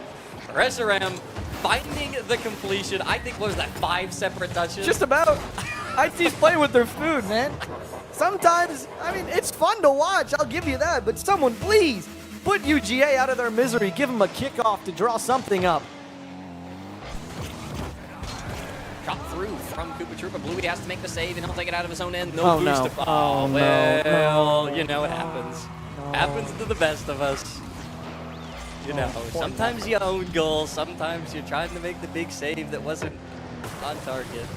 There's not much else he could do there, in all honesty. It's a very tough position for Nuffins to be put into. But at the end of the day, it's an own goal. It's going to go into the Tri-City Slam highlight reel at the very end. We're going to give him some nice backhand to buff. Good fake from Asian Eyes. Still can't pass it off to Koopa Troopa, but now Indiana Tech steals it on the other end. The shot comes through. Quick save from Asian Eyes as he finds his way back. Pressure ram past one, up and over the second. Hinge off the wall, just kind of redirects it, leaving it for Velo up in the air, but he can't get on top of it. Now it's Koopa Troopa. He's going to play it off the roof. Gets the second touch. It's over one, but it's Reshiram back to redirect this one off. He'll play it up into the air. He's got Bluey right up in front of him. And he'll get the pass. He won't even. They will go for the fake. And oh, that's just nasty. Dropping it in. And Indiana Tech winning 7-1. 54 seconds left. But this one pretty much all but over. Viva la Brazil for Indiana Tech, and Reshiram with a 4-goal game off that double reset. Maybe the shot of the tournament so far for him. But, of course, he's got a lot more time to one-up that. And Carson, I think me and you both know that he more than likely will with his mechanical prowess. Now, Velo tries to get this corner read, leads it. Reshiram tries to put it over one, top right corner. Let's just keep adding on to the pain. Just had to go one of two ways and sadly chose the wrong way. Tried to flip his way back and make the save. As everybody from UGA diving at that one, but nope, not going to happen. Too quick from Reshiram. And 8-1 will be your scoreline as we get another kickoff underway. Georgia almost getting themselves a kickoff goal there. They'll try to bump Resh out of the way, but it won't happen. It's the pass down to Velo. They'll play it off the wall. It's one. Finds the pinch on the ground, and that is a nasty take from Reshiram. Reshiram with the ground pinch. This guy's on takeover mode. Gets the first touch off the ceiling, able to track it and put it underneath Nuffins. You can't write it better than that. This guy's on takeover. He's playing 2K right now. He has found his... Oh, okay. Reshiram did cheat on that one. Is able Kickoff play. A bit goofy. Redirection from Velo on target, but Georgia having to sit all 3 in goal to try to clear this one out and away. Blue now with only 15 seconds left. Not much else really going to be happening in this one. Velo, oh, it's on target. Are you sure? Well, I guess it will be 10-1. Excuse me. My bad. Excuse me. This might be a good time to let our folks at home and the folks watching inside the esports arena. Goal differential is a tiebreaker in this tournament. It goes record, then head-to-head record, then game diff, then goal diff. We saw it over at DreamHack. Or no, pardon me, we did only see game diff. But we were relatively close to seeing a goal differential tiebreak, which would have favored Fisher and Florida, which would have drastically altered the results of that tournament. But as for the Tri-City Slam, I feel like we might be able to escape unscathed without dipping into the goal differential tiebreak. Now, a quick sidewall skimmer from Resh would have been a 6th, the double hat trick, but it got saved out by a teammate. Wonder what the comms are going to be like in there. It is going to be interesting. 1,100 points. Well, hello. 6 goals. 6 goals on 9 shots. Also throwing 2 saves in there. Oh, Got to throw that up as well. But he just, yeah, like you said earlier, on takeover mode. I mean, this was just his game, and everybody else was playing it. That's what, I mean, we saw that in the CRL Open #2 when they were going up against each, oh, I'm so sorry to bring this up. When they were going against ETSU, Velocity and Reshiram could not have been stopped. All due respect to the Bucks, they played a great series, but we all know where my likelihood lied on that series. So sorry, guys. It's okay. It's okay. It was a tough series, and yeah, but that's why Indiana Tech, they are such a strong team. They I are, think yes. One of the big teams. I think honestly, they could end up going all the way in the Tri-City Slam. I think they very possibly could. And of course, there's some stout competition. You got Concord in here as well. And But still, I mean, this Indiana Tech team, especially because they've now got even more practice under their belt together, they're just going to be nasty. They ended up taking the 3 seed as well, only behind Concord and Oklahoma Christian. But the seeding lists were made before the second open, so maybe opinions could be different after OC unfortunately failed to make league play. But that's also another storyline. Oklahoma Christian kind of on a revenge tour here. It slipped away from their grasp last Sunday, but this tournament's wide open, and they are in prime position to be one of the teams that taste it. Speaking of taking it, Reshiram rips a shot. How fast is that one? 81 miles an hour. Quick shot off the pass from Bluey, and it's just more of the same in Parc de Paris. He's back on his grind once again, apparently. Only taking just under 30 seconds to make that one happen. Indiana Tech on the board like it's nothing. There's another kickoff is underway. Bluey now trying to play that pass over towards Reshiram. Nuffins has to make the save, and he makes it look good. Blue, though, going to keep this in play for Indiana Tech. They're going to play from the corner past one. Can't get it past the second. Asian Eyes. He has to go up and play that off the wall, but he can't get it. Pinch towards midfield. At a redirection attempt, but Velo can't get there either. And so now Cooper Trooper takes the shot himself, but it's an easy block from Bluey. The demo does come through on the Velo. Georgia, they are back in their own end once again. Yeah, okay. And, oh my, off the backboard is Reshiram. It was a good force there from from Nuffins, pardon me, but neither of his teammates were near to help bail him out. And Reshiram, you give him a free double. He's not missing that quite often. Is too good to. Only a minute has elapsed in this one. 2-0 Indiana Tech on takeover mode. Bluey with the kickoff demo right over Asian Eyes. Velo finds the back of the net. Unfortunate for Georgia. It's the same story we've seen all series. I'm happy that UGA was able to get one sliding through, but you gotta wonder, is that gonna be the last? Is there gonna be any hopes of a comeback? 3 goals in 4 minutes, definitely not out of the question, but man, we said that in game 2, and what did the final scoreline end up being? Remind me, Carson. There may have been 10 goals on the board for Indiana it's okay. Tech, but you know, as Indiana Tech, I mean, they're not letting off the gas, and like you said, it's because that goal differential does play a factor, and so they are not going to let off the gas. They try to go low there, Bluey. Pitch towards midfield off, he'll just try to make the pass. As Velo now off the backboard, not going to be able to play. Nuffins gets up on top of it, thank goodness, and a good bump. Cooper Trooper trying to go over Reshiram, but it's just hard to make a play like that in a player like him, and it's not going to happen there. Velo now in the corner, pass towards Bluey. Try to center it, enough pass and keep this away from the front of the net, but the pinch doesn't go his way. Indiana Tech, thank goodness, they're on the way to try to get some boost. Reshiram has to redirect this off goal. Georgia did have a shot there as Nuffins gets it stolen. Bluey redirects this on goal, over and across. Comes Asian Eyes from the wall, makes the save. So Georgia is staving off the pressure for now, but once again, Indiana Tech seems to be letting up a little bit, and so maybe Georgia can exploit this, but I don't know. What a pop there from Velo. What are we doing here? Velo actually might be the beneficiary. A quick save from Nuffins. He came out of left field for that one, keeping them still in this game.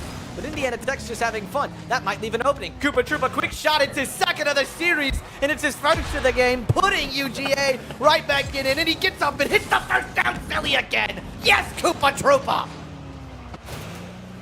Giving Georgia some life in this game and giving his team a little bit of life in a very tough series for them. But let's maybe see if they can try to eke out another one here. It'll be Asian Eyes in the air, goes below Resh, but he makes a play on it. Well, like I said, it's just so hard to get past Reshiram, and they have not really been able to do this whole game. Trying to get the second touch is Nuffins, but he's got no boost to get on top of it. 50 in the air for Asian Eyes. He's able to get on top of it, maybe make a play on this, but he's got no boost too, as it's Indiana Tech all over it. Now trying to flick it. Nuffins, though, plays it well off the backboard, but he has nobody set up. Again, Georgia's a little slow to the rotation on that one. Maybe he could have had a chance as the musty from Reshiram saved, though. It's way too slow. Kind of a roller on that one. But it's so tough for Georgia. Let's remember, Reshiram was affiliated with Pulse Clan for a little bit, so obviously he is more than accustomed to hitting some of these crazy shots. We might find another one here. He's on 0 boost, so unable to make do with that. But now the pop up to Velo. No reset, straight down, looking for Bluey. Bluey, quick shot, kisses it under the crossbar, and out about 4. See, whenever I'm talking, they stop scoring, so maybe I should gap more, maybe? Yeah, I don't know. That's good. Do it. But another one for Bluey. Ends on Indiana Tech. We'll take it to 4-1. Still a minute and a half left, but this is going to be tough. This is going to be tough for Georgia. Like I said, they just seem slow to a little bit of their rotations, and Indiana Tech has just been exploiting it all game. Asian Eyes takes it himself, gets the second touch off the backboard, trying to get the redirection, the double touch, but it won't come through. Almost able to get another one, and that's just a roll from the air, from Bluey, and that's just unlucky. Great play from Bluey off the wall. Nothing that Georgia's going to do to stop back. They have no man back. One thing you were mentioning is that Indiana Tech in this series is not taking their foot off the gas. That's something that they're famous for not doing. They sometimes take their foot off the gas in spots that it's not over quite yet. You can think back to, no diss to Chippy, you can think back to that NECC series up against Davenport Red, I believe it was, the beat team with Byra, Exiled, and Para. They went up 3-0 in that series. That was one of Chippy's first series playing in NECC Division 1. And then they lost 3 in a row. They got quite rattled, but were able to hunker down in that Game 7. Big credit to, again, Coach Somber for adjusting that mentality. I know that that's been something that they've worked on quite ferociously at the grand scheme of things. Bring it closer, we can't see it. Skyline. Shout out to Skyline. He's nutty for me and Carson. I just thought you guys should know, but Asian Eye scores! Yeah! They get it from They're midfield. loud! A good touch off the top crossbar. Reshiram Rush cannot on goal! save it right over him. 5-2. Georgia able to find their second, getting loud out there for it. You'll love to see it. But with only 30 seconds left, I don't think there's much else they can go here. Oh, no, no way. No. Wait a minute. Oh, could that recover quick enough? Almost a good chance. That was a double commit from Indiana Tech, and it was a bad one at that. They couldn't capitalize on it. Trooper tries to challenge that one, pulls off though. Gonna let Asian Eyes try to take this on the defense, but dumps it off. That's Velo down on the floor. So I said ETSU. I'm so used to casting ETSU. Close enough. Back close enough, yeah. Cooper Trooper almost picked in the corner, but that will be it. Indiana Tech taking the win, 5-2. A clean sweep on Georgia. They advanced to 2-0 in this group, and it's more of the same. It's just butt whipping after butt whipping. They're here. They're motivated. You could speak to any of them if you end up here at the Tri-City Slam. This is a business trip for them, and specifically for Reshiram and Velocity. I know that Chippy kind of feels the same way, in all honesty. They want to bring home first and second place, and while his aspirations may be a little bit extreme, I can more than respect it. No, yes, they are here to win, and that, I think, is what they're going to keep doing for a little bit. Got a good stage, but taking this 3-0 win here, and of course, like you said, what are they, 2-0 now on the That's correct, yes. total? I mean, oh my goodness, they are just all over it. They're going to keep it going, but looking forward. We've got a couple more matches after this. We got 2 more. 2 more Nice matches after this. It'll be some good ones. So who is next? I can't remember off the top of my head. It is going to be, I believe, Akron and ETSU is on. Yes, you're right. No, you're right. It will be Akron and ETSU on the mainstream. That's a huge matchup right there. Yes, it 'cause is. The winner of that is more than likely clinching the 1 seed in Group D. If you clinch the 1 seed, fun fact, if you clinch the 1 seed, you clinch top 6 in this event, which is where the prize pool starts. 5th through 6th place wins $300. So if you win your group, you're going home happy with a little bit of money in your bank account. I've been begging these boys to beat Akron so bad. Yeah. We played them a couple of weeks ago, and sadly we did lose to them. But that one we did come away because they were missing. Beautiful. But I need them to beat Akron. I need them to beat Akron. It's a mental thing for me here. Absolutely. But anyway, that's all from us for the moment. We'll take a short break, and then we'll be back once again with some Akron and ETSU action. Oh, yeah. Don't go anywhere, guys.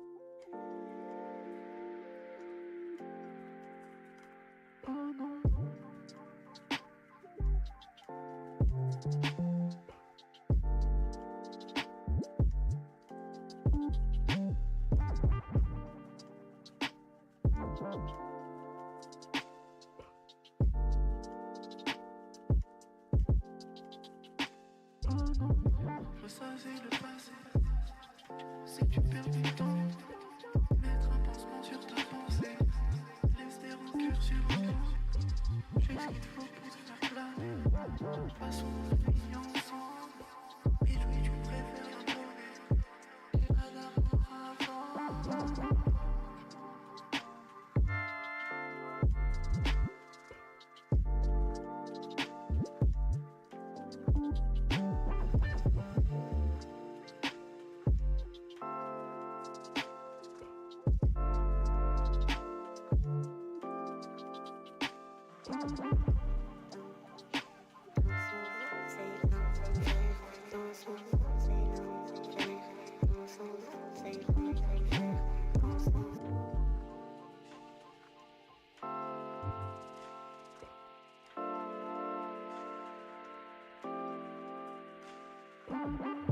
Ressasser le passé, si tu perds du temps, mettre un pansement sur ta pensée, laisse tes rancœurs sur le dos, j'ai ce qu'il faut pour te faire planer, passons la nuit ensemble, et lui tu préfères la donner, t'as les lèvres qui tremblent.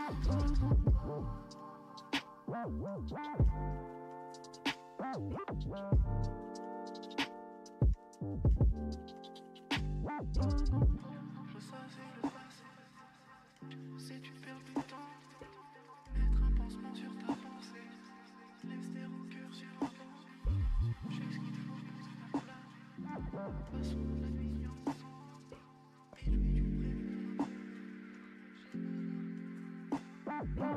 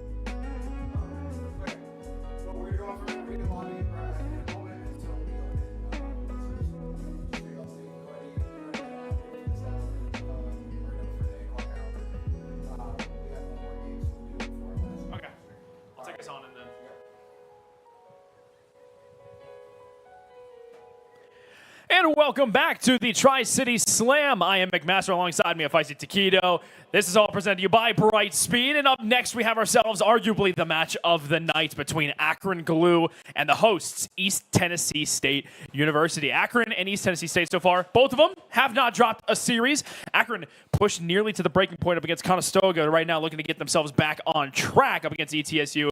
This really is a battle for the first seed of this group. It absolutely is a battle for the first seed of the group. And I mean, obviously, ETSU as well has had an absolutely wonderful evening themselves. Buccaneers, I think, are also on a winning streak. So this will be potentially the first loss for both of these teams. If I'm checking my record correctly, I'm not going to grab my phone right now and do it. But I'm telling you right now, these are the most winning teams of the night. And like my friend McMaster just said, this probably is the highlight match of the evening. There will be one more after this, and that one is also very equal in skill. We can't talk about that right now. We got to talk about the fact that the Zips and the Buccaneers are about to face off. And I mean, they're very close in rank. I had Buccaneers at 7. I had the Zips personally at 4. Yeah, I had Akron higher than ETSU. I felt like there was a bit of a higher floor with Akron, at least so far. But ETSU looked like they've really gotten it together. There's been some adjustments that Adrift has had to make, being the new third member of this team.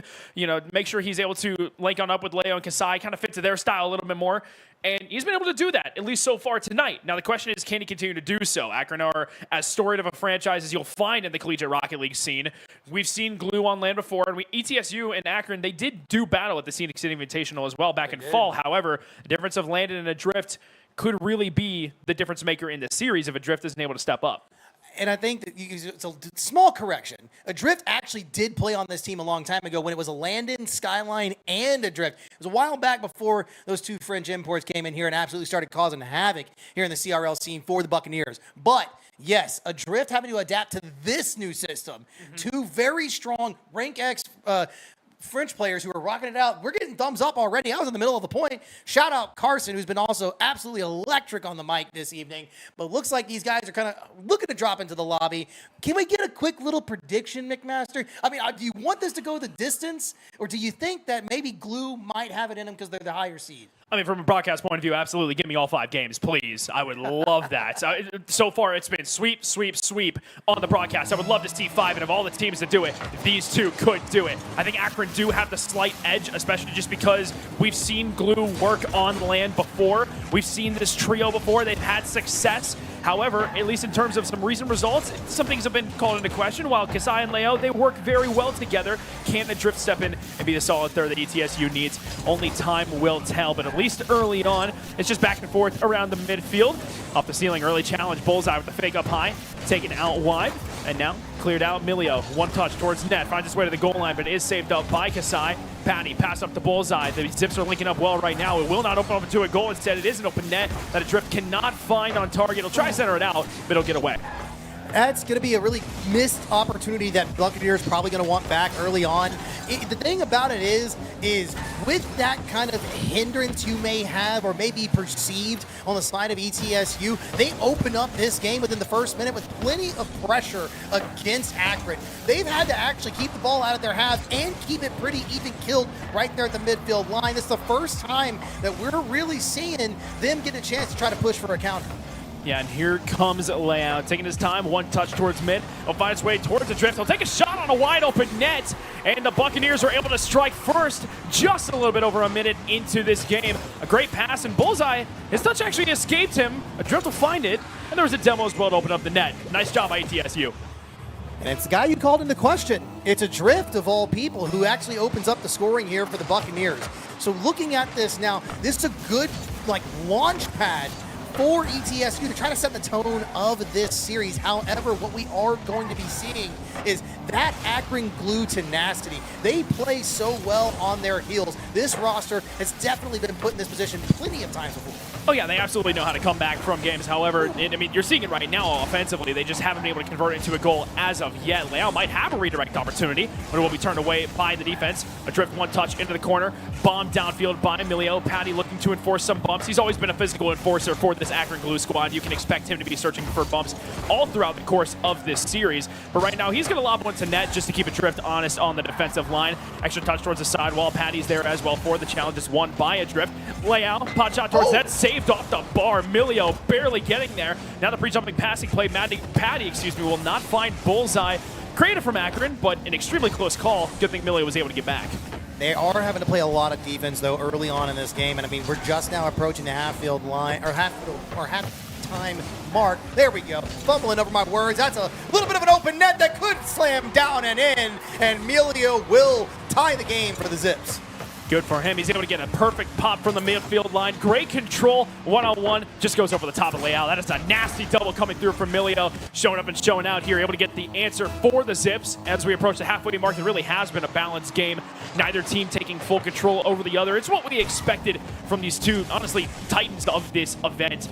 The two very high-seeded teams. Should be an even matchup on paper. Is so far in reality. But Kasai's looking to change up with a double of his own. What a play from Kasai to get the lead back.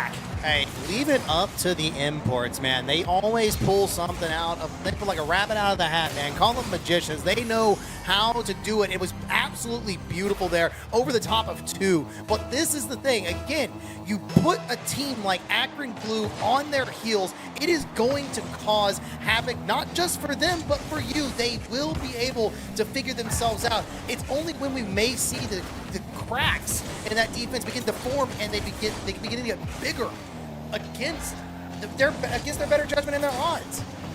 Let's see if I can turn it around. It's really awkward out in front. The Drift's just going to punish it. Akron really tripping over themselves, leaving the opportunity for a drift. It was awkward for the defense. Patty lost the challenge. And Bullseye's touch, Milio had already started committing for the ball.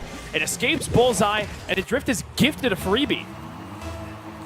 Maybe not entirely a freebie, but I get your point on that one. That was definitely worked for. It looked easily received, but off the back wall, we have one more. Leo looking for another good touch. He needs help right there. Gets help from a teammate. Boost is stolen. It's a little bit calamitous in the corner, but they're still able to create this pressure. There was one good touch, another follow through. That's not gonna happen. They have to turn away. Buccaneers so close to a third or a fourth. Correct, but I cannot blame Leao in the slightest. Good job for him not overcommitting. If he's beat there, it's wide open for Akron to take it over. Instead, he plays patiently, and in the end, ETSU reaped the benefits of being able to get it clear and reset their offense as the Drift keeps the ball in the blue half, albeit temporarily. Bullseye, not going to have anything else. Look at a Drift, or excuse me, look at Kasai go down into the corner. It's Milio with control, a little bit of space as well. Likes to take it towards the ground, pop to the outside of one, sending the ball towards the air. Layout, playing patient, ends up leaving it. Good comps coming through from Leao and Kasai, making sure they don't double commit on their defensive end. Honestly, if there's something that Akron does as well as any other school, it is punishing the mistakes that the opponents give them. And that right there, seeing the communication that ETSU are providing, there's double commit there, but at least a little bit earlier on, if you can eliminate those mistakes and not gift Akron any opportunities, you could do quite well. You could do really well, and in this case, that is what ETSU is doing. They are capitalizing on the fact that Akron's defense in this game one has been relatively weak, I will admit. It's been weak in moments where it didn't need to be, and it seems a little uncharacteristic. However, they are creating some pressure now, trying to find that finishing touch in the blue defensive zone. This could be a couple of attackers that looked like a good 50 attempt. Wasn't able to get it. Patty keeps it alive here, right in the final third of ETSU. A challenge is good, but only as far as the mid. Milio up, needs one more, gets another good 50, but it's not good enough for the follow-through. Bullseye trying to follow here now. One off the back wall, but there's no boost, and there's no more time. It looks like Akron has given up a win to ETSU in game one. And one more for the taking as well for Kasai. Just an extra little bit of salt in the wound on the full field clear. The Zips tried setting the house unsuccessfully, and Kasai in the full field clear will make it 4-1. It did, I mean, the score line, yes, is a dominant one, but Akron had moments. ETSU just shut them down. They were consistent all throughout, something that I wasn't sure if we would see in terms of the consistency of ETSU. It feels as though they can be a little bit of a low-floor, high-ceiling team, but this has been a great showing to start things out and an emphatic Game 1 victory. Yeah, emphatic is a good way to put it. Maybe convincing as well. I think ETSU, they found their lane, they found their stride here in this game one, but we're going to need to see more from the Buccaneers through the rest of this series. I think a big thing that we're not seeing now is that spark on offense from Akron. The one goal was very, very good. It's very convincing from Milio over the top of the defender underneath the crossbar, but we need more. We need more from them. Right, absolutely correct. And I think that's one of the things Akron does really well is create organic opportunities. Now, in this specific scenario, again, great solo effort from Milio. That's not what Akron's been known for as the mechanical solo plays. They're known for working together to create their opportunities. Patty and Bullseye even trying to go for a pre-jump passing play in their own back half is at least one example of what they'll do to search for it. But you can't just rely on Milio to get solo efforts the entire time. Obviously, you couldn't hear. It got a goal, but when 4 is going against you, that's simply not enough, and there has to be more opportunities. I would honestly expect Patty to probably get a little more physical here offensively if we were to think of a little bit of a strategy change on the Zip side. I'd expect Patty to get physical. A lot of people expect Patty to actually get physical. The thing is, Bullseye is the demo menace. Like, that's the guy you don't want to be bothered with. He's the guy who's going to sweep your back line. He's the guy who's absolutely going to bully you when he is feeling himself, when he is locked into his zone. That is the person you need to fear.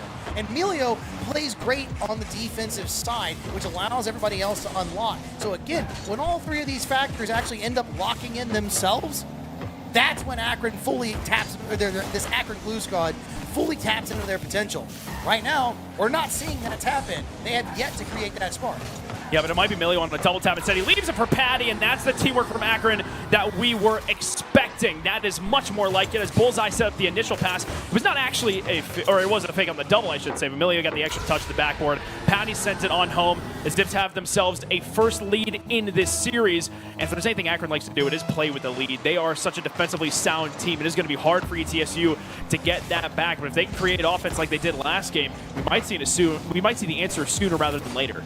And that's exactly what I'm expecting from these guys. I mean, again, Kasai, Leo were absolutely electric on the offense, but so was Adrift. Adrift was very present in game 1, and that's going to be scary if Adrift will find his own lane here in this game. It's only down 1 goal, and it's early enough that you have so much time to really work with in this game. It's almost a non-factor, but that wide open backboard there for a second is something that needs to be taken care of because you can't leave any free real estate for Akron. I honestly wonder if Akron could have scored that if there wasn't a double commit going for that extra backboard touch. But regardless, as you said, yeah, the free real estate, Akron punishes those all the time. They're very good at exploiting weakness. And here's one right now. Bullseye, his namesake, sniping the top right corner off the infield pass from Patty. Much more of the Zip style of play as we see the team plays coming out in number. You give them the opportunity, give them an inch. Sometimes they'll take a mile, but that's when they're feeling confident. That's when they're feeling ready to actually strike while the iron's hot. And right now it is slowly reaching that glowing hot temperature. You do not want to let Akron take the reins of a series. If you let them do that, they run away with Emilio taking a couple of demos that back there in the back line, or at least one. Excuse me, it's that new update. I always get confused because multiple names pop up. But taking a much-needed demo to create space for themselves, to allow themselves to create more pressure, enough of what they already had. There's a moment of brevity for the Buccaneers, but Adrift isn't able to jump on it in time. Leo, good touch, needs a better 50, needs somebody to help him. Kasai is there. Here's one. That's an open net. Where is Akron? I think I got forced out. I think there was one person on the back line, if I'm correct. There was a demo out in front, and look at Leao clearing out the second defender, so Kasai has all of the space in the world. He'll guide that one very easily into the back of the net. And the Buccaneers do get themselves on the board. They still have a little bit more work to do, but that's a good confidence booster. That is absolutely a huge confidence booster, and ETSU now have a little bit more flair to play with. We see another good challenge here from Kasai off the back wall. There's perfectly good defense there. I believe that was from Bullseye. Yes, he's trying to continue the play, but gives up the ball. A demo in the midfield is much needed for the Buccaneers to get themselves to transition back the other way. One touch. Kasai doesn't have a flip reset. He's not able to push the ball further, but takes the boost for his troubles. Another player following through, gets one more. It was Adrift. I couldn't see the name tag there for a moment. Off the sidewall, we might find one more. It's a solid 50, but it's going to be no good here for the Bucks to actually turn it in. The offense was threatening, but not threatening enough. A bit of an empty threat, honestly enough, as ETSU can't come up with anything else. Just crossing over the halfway point of this game. Good clear from the backward from Kasai, but it's temporary as Bullseye forces his way back into the blue half. Another challenge at the midfield line. Kasai with no mid boost to collect. It'll be left for Milio. Tries getting the sidewall double, denied by Adrift. Patty just going to float that one towards net. Not quite on target. The defense does get the clear. Patty ran out of boost and could not challenge. Now one double comes through from Adrift, but he can't find Milio as well. Milio stretching out his fingers, just able to get that late save. He'll end up taking the ball down into the ETSU half once again. Low boost, but still trying to take his time, set up his teammates as best he can. Bullseye leaves it for Patty. Control over the top of one. Bumps being attempted. Patty cannot beat the defense. That was such good defense there from ETSU, and the backflip from Leo gives up the ball. They need to turn this opportunity into a good one quickly. Adrift, poor landing on the sidewall. It's going to leave the backfield open. Big save from Kasai on the stretch. Big clear as well. This is exactly what they need, but they're cut off right there at the mid. ETSU are currently floundering, looking for that boost in rotation. It's getting starved over in their corner, but they're able to at least find the orange for even if it's for just a moment. And ultimately, they're going to have to find the orange a lot more, especially if they want to come back in this game. They are still down 1, which there's plenty of time left on the clock, but something has to be found sooner rather than later. There's a booming clear to find its way towards Leao. His shot is not quite on target and guided further into safety by Patty. Bullseye with Milio to his right. Milio ended up taking control. Simple touchdown field would keep the defense honest as Kasai is able to avoid the bump, gets the extra touch, not over the head of Patty, who is playing patient. Now here comes Leao. Reset, takes his time, tries going underneath the defense, and the drift pushed up a little too far. He's going to be forced to retreat. You'd have to retreat on this one, and playing from the back wall is going to give you at least a little bit of time to regroup and regather. That's a good shot on target. Milio will be denied. Good save from Leao. We'll find one more. Patty tries to push and test the defense after a demo. Upfield, this could be off the back wall. That's a top corner. That could have been sniped on a double, but no one caught up in time. Leo gets a good shot back, but they have to play all the way back home, and with no boost and a demo, a man down. Zip strike to go up by 2. That's bully ball. The drift gets bullied. Bullseye gets another demo. The exact guy you called out as the demo machine shows up, does exactly what he's known for, and Akron benefit from it immediately, extending their lead to 2, pushing the likelihood of a guaranteed game 4 down much closer to being inevitable. It'll be Patty from the sidewall, double up against a drift. He does win the challenge, but it goes off the backboard, not towards net. The drift will get it clear, but the seconds are going to trickle on down, and Taquito, I think for the first time the entire night, we're not going to have a sweep. Congratulations, Johnson City. We have actually got an extended series on the stream with a couple seconds counting down. Akron will secure their win here in game number 2. Tri-City Slam did not finish the evening. I mean, I understand we only have 2 more matches, but we actually got just before the end of the evening, before we finally had a 4-game series. It did feel like this was a series that was destined to go more than 3 games. I would have been shocked if it was a sweep either way. But regardless, good on Akron to make the necessary adjustments to have, honestly, a pretty one-sided game. There were times where ETSU found themselves in the orange half, looking to slowly inch their way forward. But I'm certain if it was broken down in terms of time spent in each other's half, Akron certainly had the field domination in their advantage that game. You know, game 2 was definitely an adaptation. Like, it was pure adaptation there by the Zips. I think what they noticed is they gave up possession and they were unable to actually fight off that hard press counter that we saw in game 1 from the Buccaneers. And in game 2, they just turned it on. They just cranked it up to 11 and were like, fine, that's how you want to play? Let's play. And it was everything that we expected from Akron to begin with, whether it was team plays, physical plays, whatever it was. The defense for basically every moment in time was solid. The only time it wasn't was when they were forcibly removed, which was something that ETSU did really well in the first game, could not find as much success in the second game. But both teams have had time to figure out the other. This has been effectively made a best of 3. The question is from here, who takes advantage and gets themselves on the match point first? That's why they call it a swing game. It's the most important game of this series. Game number 3 on your screen. 5 minutes on the clock to decide who is actually going to move forward in the momentous lead of this series. Again, like we said, closest skilled match we've seen on the broadcast thus far this evening. Only one more. That's not a symbol I would hope to see on the screen. Thank God it went away. Wonder what that's all about. We'll have to maybe check that out later. Sometimes there's hiccups. Nothing can be perfect, but hey, regardless, this is Rocket League, baby, and that's why we love it. I'm just grateful it wasn't a hard disconnect. So we're still alive and well, thankfully, as are both teams. They're the first 0 seconds, and there it is. All right. Bullseye with a pause. This is. I'm interested to see what happens from here. I was gonna say that lag someone had to have spiked, and I don't know who it was. But I'm glad we've got match admin right now. I'm glad we're getting this taken care of. It is what it is. It couldn't be an important match of Rocket League without a tech pause, right? I mean, of course. The first time it's not a sweep, we finally have a tech issue, right?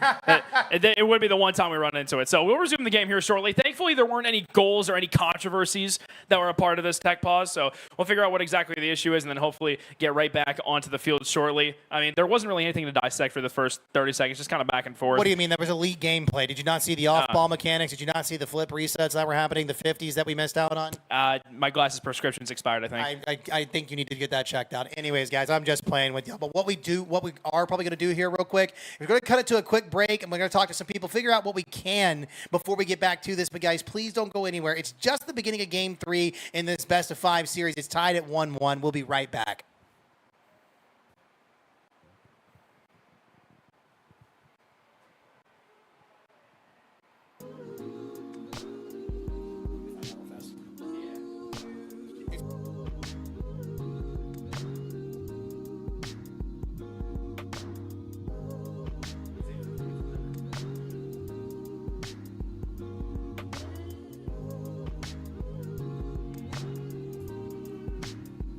All right, guys. Sorry about that. We are back. I guess we figured it out as quickly as possible. We're getting everything set up right now. It does look like the lobby has been reset. We're going to wait till everybody else is good to go. We got a thumbs up from the stage. I think they're ready. We kind of need to make sure that they're good. Maybe we get a thumbs up, yes or no. I'm not sure. There we go. Okay, we're back at it, baby. Game 3 on your screen here in Johnson City. I guess a thumbs up was all the players rejoining. I'm not sure what the tech pause was. It was frankly too quick for us to get a concrete answer, but regardless of that, we'll get back into the games and resume on from here. Once again, 1 game apiece. ETSU taking game 1, Akron game 2. Both games, relatively close, but still a little bit of one-sided in favor of each team that won. We haven't had a one-goal game so far. It was 4-1. It was 3-1. Just waiting to see who exactly will take control, who's going to take the step up in this next game, try to take that ever-important series lead and double match point going into game 4.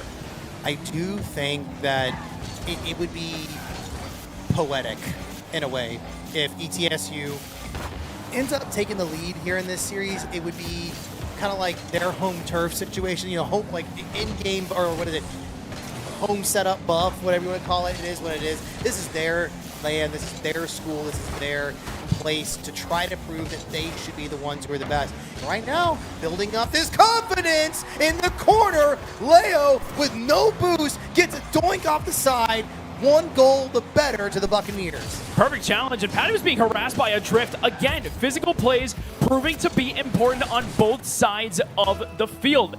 A crucial goal, an early one at that for ETSU. We'll see if they continue building upon this lead. This kickoff is lost to the back right. Bullseye taking his time against Leao. Challenge kept very neutral in the corner and taken away by Patty. Intercepted immediately by a drift who has Leao in field, and that is 2-0 to ETSU. They're starting to get hot. I don't know if I called this into existence myself. I don't know if I asked for it. I don't know what this may be, but it is the Buccaneers trying to flex their muscles on Akron Glue. They are doing the best they can to prove that you're in my house now. Welcome to my... You're not trapped. I'm not trapped in here with you. You're trapped in here with me. Yeah, call an ambulance, but not for me. There you go. ETSU doing a great job through 90 seconds. However, Akron might have an answer. That's a tight angle attempted by the Zips. Bullseye will not be able to have anything else as there is a great redirect and challenge in tandem coming through on the side of the Buccaneers. Patty now, downfield, up against 1, does win the 50 to the right-hand corner. Looking for bumps, will not find anyone. It's a drift with the full clear as well. Ball pop up to the backward. Romilio can look to take control and take to the skies. Has a little bit of boost, looks for the ball by Kasai and finds it, but there is still a challenge coming through from ETSU, trying to shut down the offense of Akron before it can even begin. And that's exactly what you need to do. You've got to stop it before it starts. And that the big thing here that we are seeing when ETSU is able to just kind of control everything is they are the ones shutting opportunities down. They're jumping early. They're getting on these challenges as fast as they possibly can, because once Akron picks up that tempo, they do not slow down. Right now, in the offense, or in the final third here of ETSU, that's an open-ended opportunity off the post. And look at that, Kasai keeps it out. That was a gorgeous save on the side of Kasai. Again, able to keep this lead and keep Akron stuck on a goose egg at present. Akron really trying to fight back. And again, this is mainly a seeding match more than anything else. These two teams all but guaranteed a spot in the top 12, I believe it is, for Sunday. Right now, really it is the winner of this group will likely be the #1 seed. So we'll see exactly who can take this series. ETSU would love to have that and love to have a chance at uppers. Again, as mentioned earlier by Nutty and by Carson, if you are the top of your group, you're guaranteed top 6, which means you're guaranteed part of the prize pool as well. This is a crucial game, not just for placement in the tournament, but in order to try to get some extra winnings in your pocket. And at present, at least right now in Game 3, ETSU look poised to go on to match point. They really do right now. 100 seconds left here in game number 3. They're looking for the goal, but it's a great save from Emilio to keep it out and alive. For the Zips, they still need to put a ball in, 90 seconds and counting, and it's just the offense. We haven't seen much of it at all from the team called Akron. Usually, we see this quicker. That's a great final save right there at the goal line for Patty, but they're not able to turn it into a counter. Something is going on with the Bucks right now, and they just know how to control this game.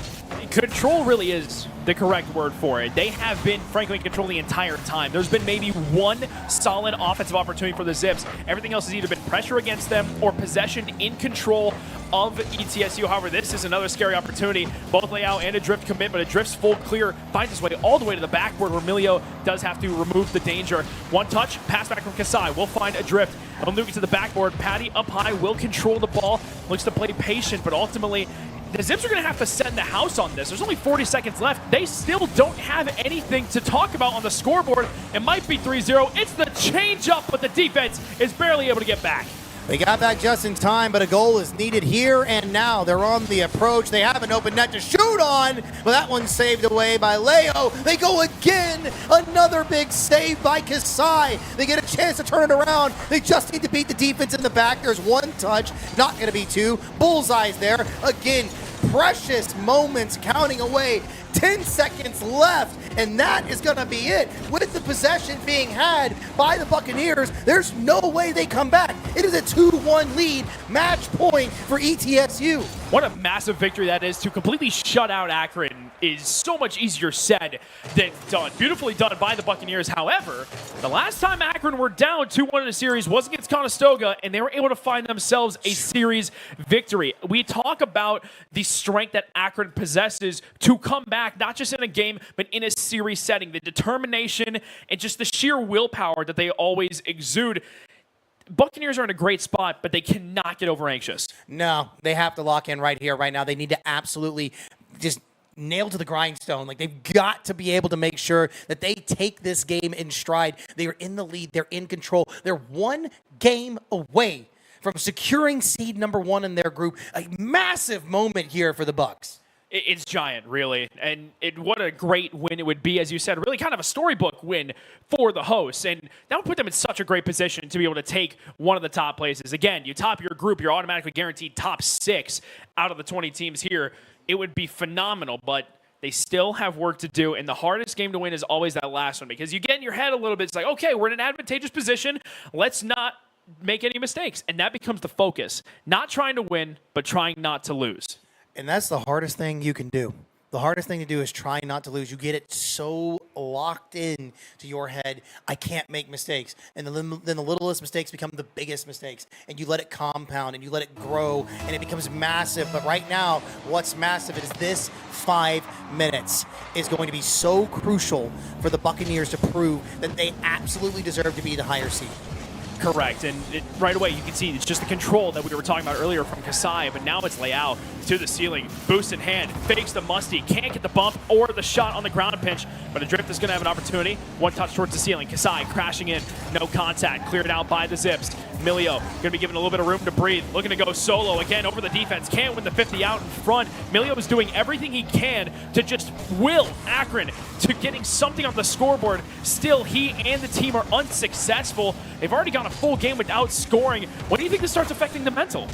What's going to start affecting the mental is if they happen to score right here on this moment, but unfortunately for the Buccaneers, they were not able to do so. This right here is at least an even moment for them. They don't need to lose their minds on the fact that they're like trying to force opportunities or make scoring sequences happen. They just need to play keep away from their own net. Absolutely correct. Just keep doing what you did last game. The control, that was the name of the game. But right now, Akron seems to be controlling the pace of play. Or controlling the possession. Adrift is going to have a great clear that Bullseye's just going to lose in the back right corner. Look to continue playing the possession are the Zips. We saw in game 2 that when they have the opportunity to work as a team, set up shop in the offensive half, that's when they're at their best. But right now, they are pinned into the blue half, or excuse me, pinned in the orange half by the ETSU roster in blue. That full clear is going to come through from Patty to Milio. Redirect towards net is a screamer, but Kasai is still there in time. Can't get around the offender from Akron. Clear up high from Layout. Does not meet Kasai, and Patty gets a clear. Let's give a big shout out here. Thank you, College Car Soccer, for the raid. Welcome, everyone, to the Tri-City Slam, Johnson City, Tennessee. Right now, you joined an absolute heater of a game. It still may be 0-0, but right there, you see the scoreboard. It's 2-1, and these two teams facing off against one another are two of the best. This could be the deal breaker, but it's not. ETSU able to keep it out. Now light pop up from Layout. Could be met by a challenge. It is by Bullseye. He pops it up looking for Milio. Looks to fake low, but Adrift on no boost was never playing the player. He was playing the ball there. Bullseye, the 50, towards the mid. Looking to just challenge out in front. Still going to get kicked out wide. The defense from ETSU holding strong, but for how long? Now they're starting to get forcibly removed from the field of play. Akron looking to apply that bullying style of play. It's Milio on the carry from the pass for Bullseye. Wide open and through just as we hit the midpoint of this game. Oh my gosh. At exactly halftime. What a time to score. Emilio, with the help of Bullseye on the back line, call at least one goal, and they make sure that ETSU is going to have to remain poised through the rest of this game. They need to do everything they can, and it could be here, but it's not. It's too wide from Adrift. The touch just escaped me, and no more boost to work with. Such a close opportunity, and you feel like he'll really want that one back, as will ETSU if they can't answer. Malayao's going one-on-one against Bullseye. Bullseye stops him dead in his tracks, keep the ball neutral, as well as Patty getting a clear as well. He has plenty of boost to work with. Takes a shot over the head of Adrift. It hit off the bar, and Adrift can do nothing about it. Patty gets the second for the Zips. They are pushing further and further towards Game 5. Yeah, no, they absolutely want this one, man. It's... Oh, yeah, I'm completely confused, honestly, like with what happened. It stinks to see, too, because they're caught out in a moment where there's no boost as well. They have to play from the back line. They have to play from the back foot. They're now at least in the front. That's a good bump, and that's a shot, but it's an even better save. You've got to be kidding me. Patty showing up huge in these moments. And the drift touch gets away from as well. Akron might have an opportunity out here in transition. Kasai shuts down the one touch from Milio. Bullseye, floater towards net. Double for Milio. Saved out wide by Leao. And still Kasai with nothing in terms of the boost tank. And it's stolen by Patty as well. Boost reserves getting low except for Leao. He's the only one with anything left for ETSU. To the backboard, Leao booming clear downfield, not on target, and no one else to worry about it as well. It's Milio who's able to guide the ball towards safety. No extra contact made. One touch towards net. Keeping defense honest is Adrift. Leao looking to center it. Kasai in the midfield does not make contact. Milio full clear. Patty shot. Bang! No! Off the bar. Kasai with hopefully a hero save. Can ETSU build momentum off of that save? They need to, and they need a goal, and they need it soon. 60 seconds and counting. Approaching here from the corner. Leo gets taken out by a demo. Big time clear. Someone's there at the front. I believe it's actually Adrift. I thought it might have been Kasai, but they have to rotate from the back line. It's going to be the two Frenchmen to approach, hoping the Buccaneers can carry this one into a scoring opportunity, but they've given it back up. Emilio, an opportunity here to create offense for his team, but they transition as well. It's a trade of hands, back wall play, saved away by Patty, who continues to be the guy who shows up in defense. The Buccaneers need something they needed now. It's a great reset out in front, but everyone is too far upfield. The demo onto Adrift could open things up for Patty. He's simply going to waste time. Gets the extra touch to the backboard. Milio's there to slot it to the bottom left corner. Hello, Game 5. We will see you shortly. Unless we see the kickoff strats of the century. Okay, you're right. Again, it's not entirely out of the equation. equation. There is a non-zero chance that this could happen. I'm telling you, it might be 1%, but there's a non-zero chance. Kickoff strategies need to come into effect, and right there, that was not a kickoff strategy. That will most likely end here with Akron taking a dominant 3-0, potentially 4. It might go under, but it's wide. But yeah, that's guaranteed a Game 5. We didn't just not get a sweep, we got the whole dang series. And this is exactly what you asked for. Milio just making sure he adds insult to injury, getting one more. That is his hat trick on 7 shots. What a showing from Milio. It's just unreal that Akron are able to turn this around. They traded shutouts, for crying out loud. ETSU put themselves in such a great spot after game 3 to close it out, and then Akron come up, put 4 on your head, and don't allow anything in. It's just another day. It's another game. It's another time. It's another business. moment. Exactly. It's just business as usual with this Zips roster, and they will continue to put us in these. Like you said earlier today, Conestoga was able to do the exact same thing ETSU just did. And now Akron's put them in the same position Conestoga was in. It's about to be game 5. The only thing we haven't seen, ladies and gentlemen, was the 6-minute overtime that happened in that series. Have you spoken that into existence? Please don't. Please, don't do that to me. Game Don't do 5, that to me. 6-minute overtime? That's class. That's beautiful. Viewers would love it. I'm certain of it. And thank you all for being here, of course. This has been a great opening day, and you're going to want to watch the action tomorrow as well, where we have groups A and C kicking off. But as for tonight, we're still going to focus on groups B and D, this between the Zips and hosts ETSU Buccaneers. It's been a battle that I did not expect, frankly. I was hoping for it, but I did not expect the traded punches to be this big, because there has not been a close game on the scoreboard. Everything has been a multi-goal victory for either team. The only thing we can go off of is the fact that they've alternated victories so far. They have 100% traded victories. It is, again, this is going to be the most important, most pivotal game that I think we see of the entire group. Obviously, it gives the first seed over to the winner of this series, and you can clearly see how badly both these teams want it. They start off pretty even in the mid. That's a huge whiff, but ETSU not expecting it, and they're unable to capitalize. Hold on, I might have spoken too soon, but it's a big defensive block from Bullseye. Now Kasai looking to turn back on the ball, going down from the ceiling. Milio, good clear out to the left-hand side. No more touches as Adrift is able to get that ball off of him. Patty up. Leal was going to commit, ends up having to backflip as Adrift stayed on the ball. Count to the midfield line, met by Milio. A bump comes through from Bullseye, but the shot's not on target. Adrift will be credited with the save regardless. Extra touchdown field forces Akron to fully retreat. Patty popping up to the left-hand side has Milio, who has Bullseye infield to the double tap. He's removed from the field of play. Patty, shot, bump comes through, but Adrift still with some goal line heroics. And now Leal looks to break out. One-on-one against the defense. It is Milio to clear out wide. That's as close of an opportunity as you would like if you're the Zips. They still could not break through.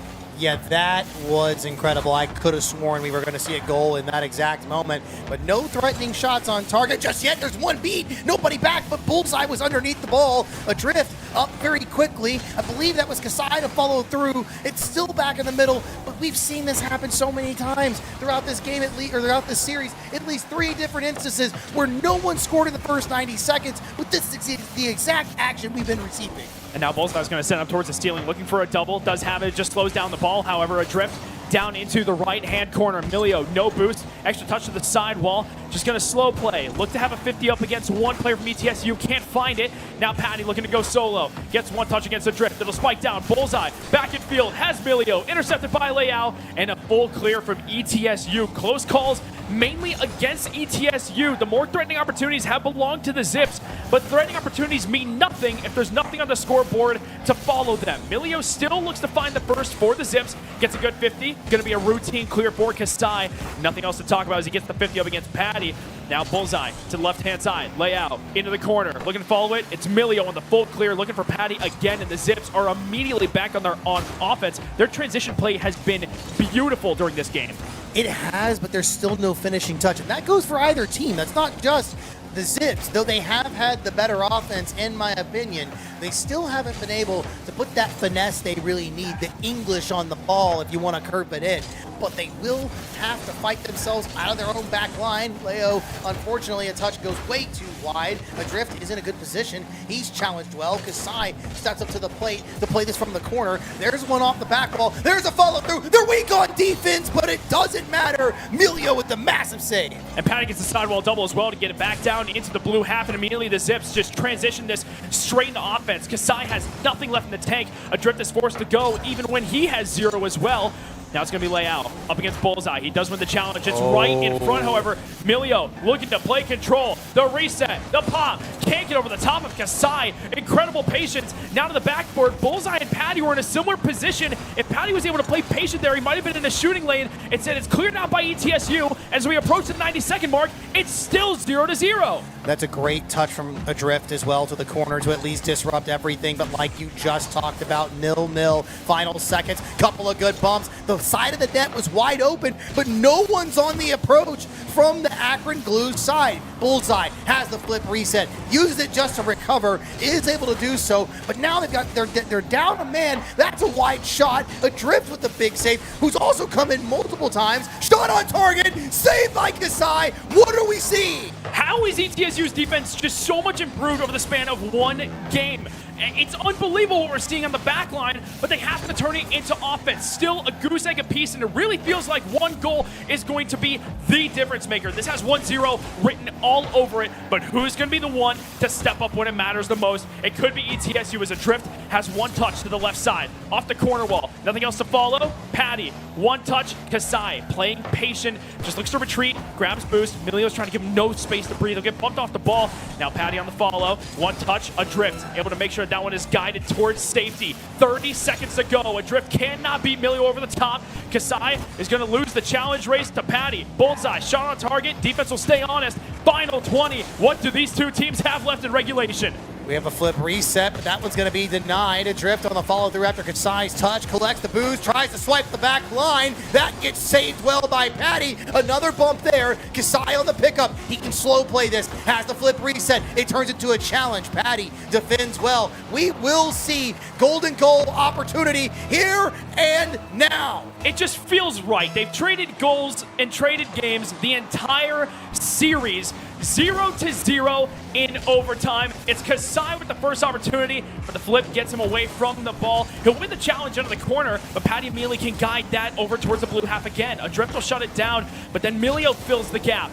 Now lay out to the ceiling. Double from Milio does get the ball over the head of Bullseye. Could make things awkward until Patty, once again, really the glue of this team is able to shut that down. But can Kasai end it? No. Milio guiding it wide once again. Awkward bounce out of the corner. Adrift had to read that one awkwardly, but Leo is able to pick this one up. Oh, there's no bump there. I thought we were going to see it, but the Akron Zit player that was in approach is still there. Kasai off the back wall might find a touch. Needs something more than that, but with no boost in the tank, it's going to be awkward defense. It's pretty awkward for Bullseye, though he was able to lay it down for a teammate. It's set up absolutely nothing. The rotations, though, in the blue right now are so threatening on the side of Akron that this is going to eventually boil over. And this is where they love to be. They love to be fully established in their offensive half. However, that clear is going to force Milio all the way back. They'll center it out, but there's no teammate as everyone was stuck retreating, grabbing boost. Adrift will send that lightly into the orange half. It is Bullseye again, clearing it out wide. No more boost, searching for heads. No, he's just going to try to guide it out in front of the net. Kasai is able to take the ball away. Milio still challenging. Double to the backboard. Full field clear. Can Bullseye get back in time? He cannot! And Leao will take it for ETSU! The Buccaneers take down the Zips in overtime! I told you at the beginning of this Game 5, this would just be poetic. And here we are in Johnson City, the hometown of East Tennessee State. These guys managed to win Game 5 in just under a minute and 30 seconds, 89 seconds to win Game 5 of this series. That it has to secure them first seed of their group, right? Certainly. I don't even think there's a mathematical way that it could be any different, frankly. I think the only way is if Conestoga were to sweep ETSU or something like that. I don't see that. I'm so sorry, Conestoga. I don't know. After the series that we just saw, that's a terrifying team you have to play. And I'm not saying they couldn't, but that's going to be rough. And that's the high-ceiling Buccaneers that we've come to expect. When they play at their best, that's what we can see. Their defense was astounding during that final game. It had question marks throughout the rest of the series, but ultimately when it mattered most, up on the big screen, in front of the crowd and in front of the viewers online, ETSU were able to step up and take it home, as you said, poetically. Maybe the method of a goal, with it being a full field clear, wasn't the most poetic goal, but the result is, and the Buccaneers look like they've clinched themselves the top 6 position in this land. And again, guys, like I said, it almost as if it was meant to be. But at the end of the day, we have one more match for you. We're just waiting on a result from something else. I believe the match is currently being played on the other side. But we will have, I believe the last scheduled match will be Daytona State taking on WCTC. You're not going to want to miss it. Keep it locked here on the ETSU Esports Twitch channel. This has been Johnson City. This has been Tri-City Slam. It's been the BBB, the Broad Boy Podcast, here with McMaster and Taquito. You guys don't go anywhere. You ain't going to want to miss it.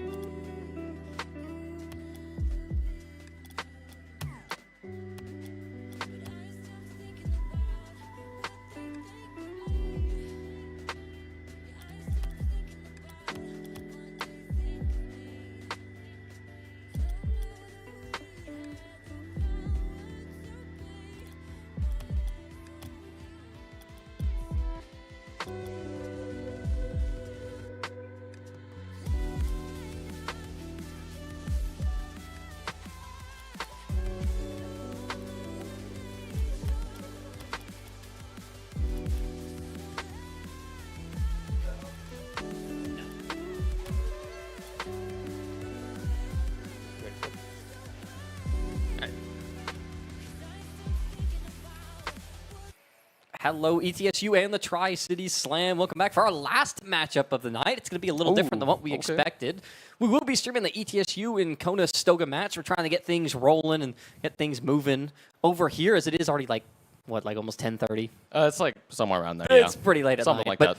I'm, of course, Carson once again, joined here with Remy. Hello. Our fellow ETSU caster.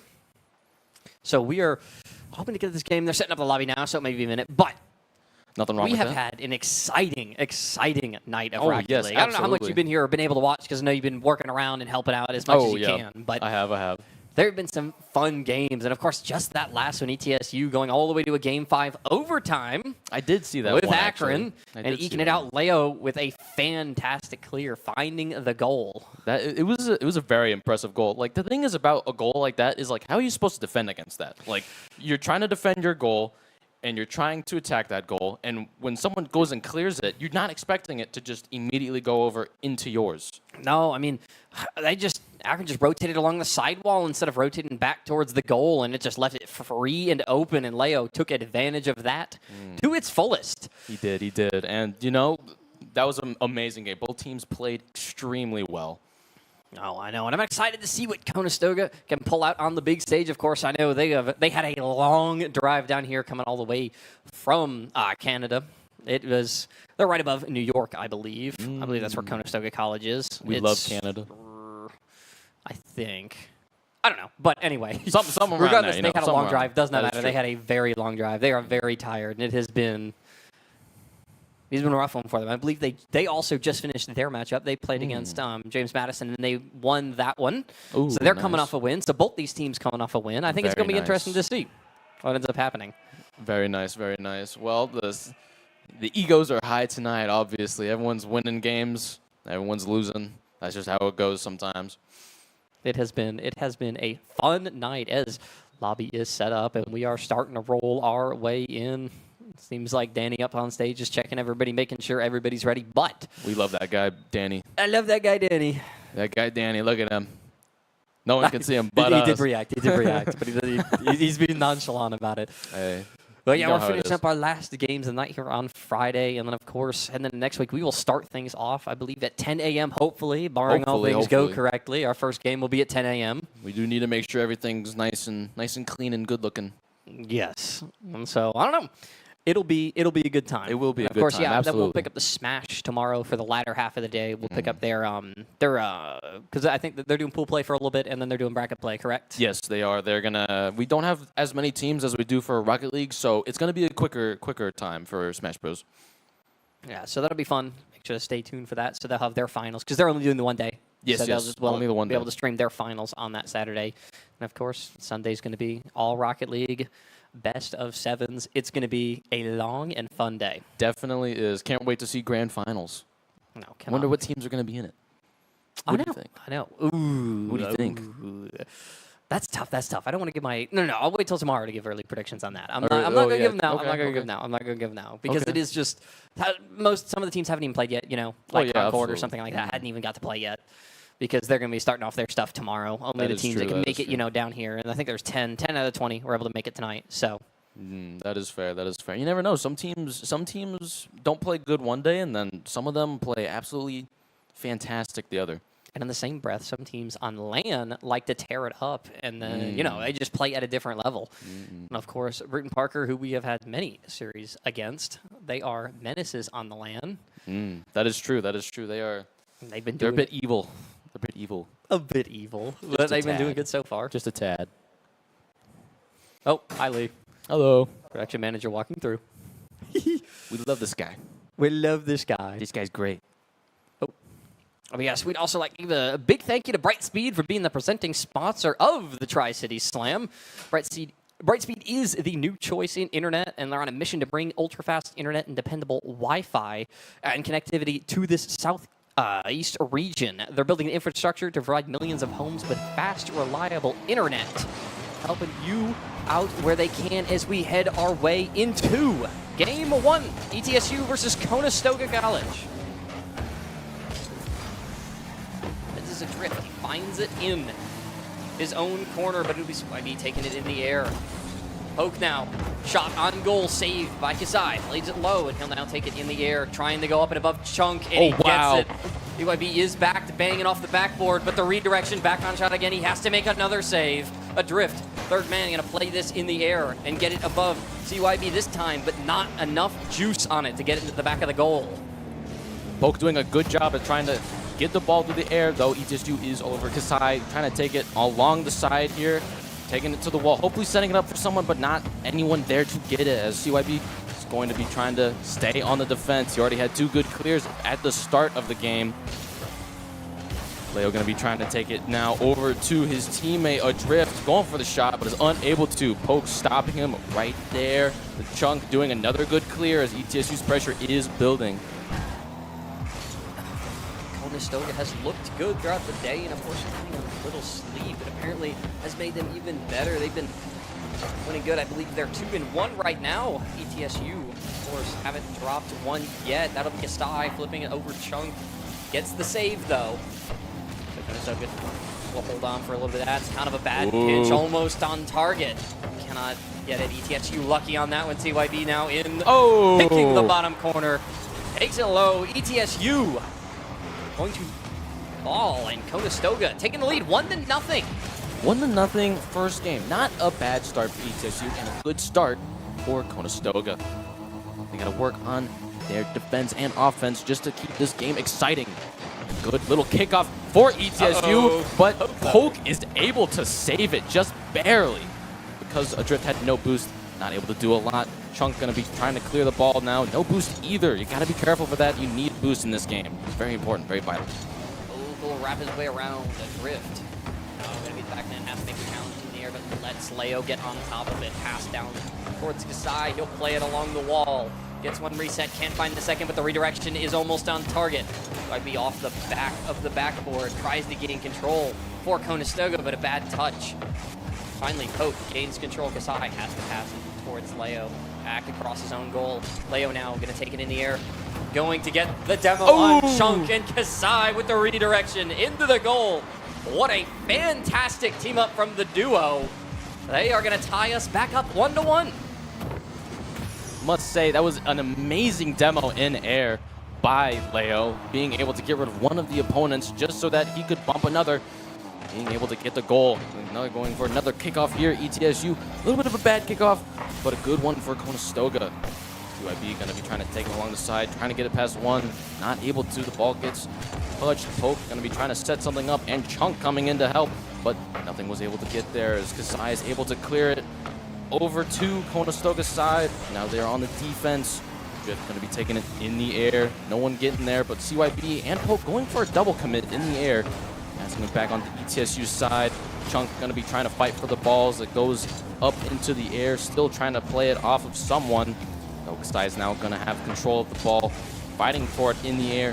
Hopefully going to be getting something, but it's able to drop it and barely Adrift. Almost gets a goal. Chunk saving it. And now taking it himself. Kasai going to be trying to clear it, but is unable to. Poke getting a better shot on it. Chunk now going to be going for it, is unable to. Leo stopping him in his tracks. Getting a demo as well, passing it back to Chunk on accident, and a good clear from Kasai. Makes the save, makes the second one off the wall, and carries it this time.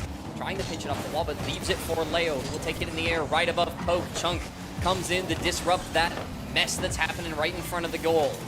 He'll now take control, leave it for Poke. He'll take the quick shot inside with an easy redirection. Back off the back wall, making one miss, but it's CYB now with the shot to the top corner. That's Leo with the save at the last second. He'll now just bang this deep, or attempt to, but it's CYB. He keeps it at midfield, but that might have been a mistake. Is now Adrift. He's got boost in time, trying to go for the bump, but can't get it done. And it's Poke finding the opening and striking for Conestoga with under a minute left.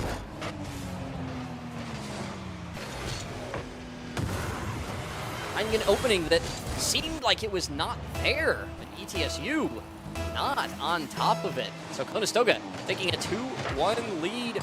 Under a minute left, plenty of time to try to get something done here, but now the pressure really mounts. Leo, a shot towards the back wall, saved by CYB, and now Poke will attempt to clear it. going to attempt to clear it. Kasai gonna try to save this ball so that they do not get an attempt on it as a drift goes for it, but Poke is able to clear it just in case. No one was near goal at that moment, thank goodness for Poke, but the ball is still hanging in their area. Currently 30 seconds left, 1-2. ETSU looking a little rough. Conestoga looking strong, going for the ball in the air. Leo's going to be trying to clear this ball, but is unable to as CYB is stopping it, and the chunk, a bad pinch off the wall towards it, going towards the goal, and that is a goal for ETSU, making it 2-2, tying it up. In the final seconds, ETSU off the wall. That's Kasai, a fantastic pinch. And he's able to make that happen. ETSU's making it 2-2. Back to an even game. This game one. Ridiculously competitive so far. Kasai trying to cheat on the kickoff there. Pushed out of the way by Poke. It'll be Chunk now, taking it from his own corner. Drops it off towards Poke down below. They cannot find the finish.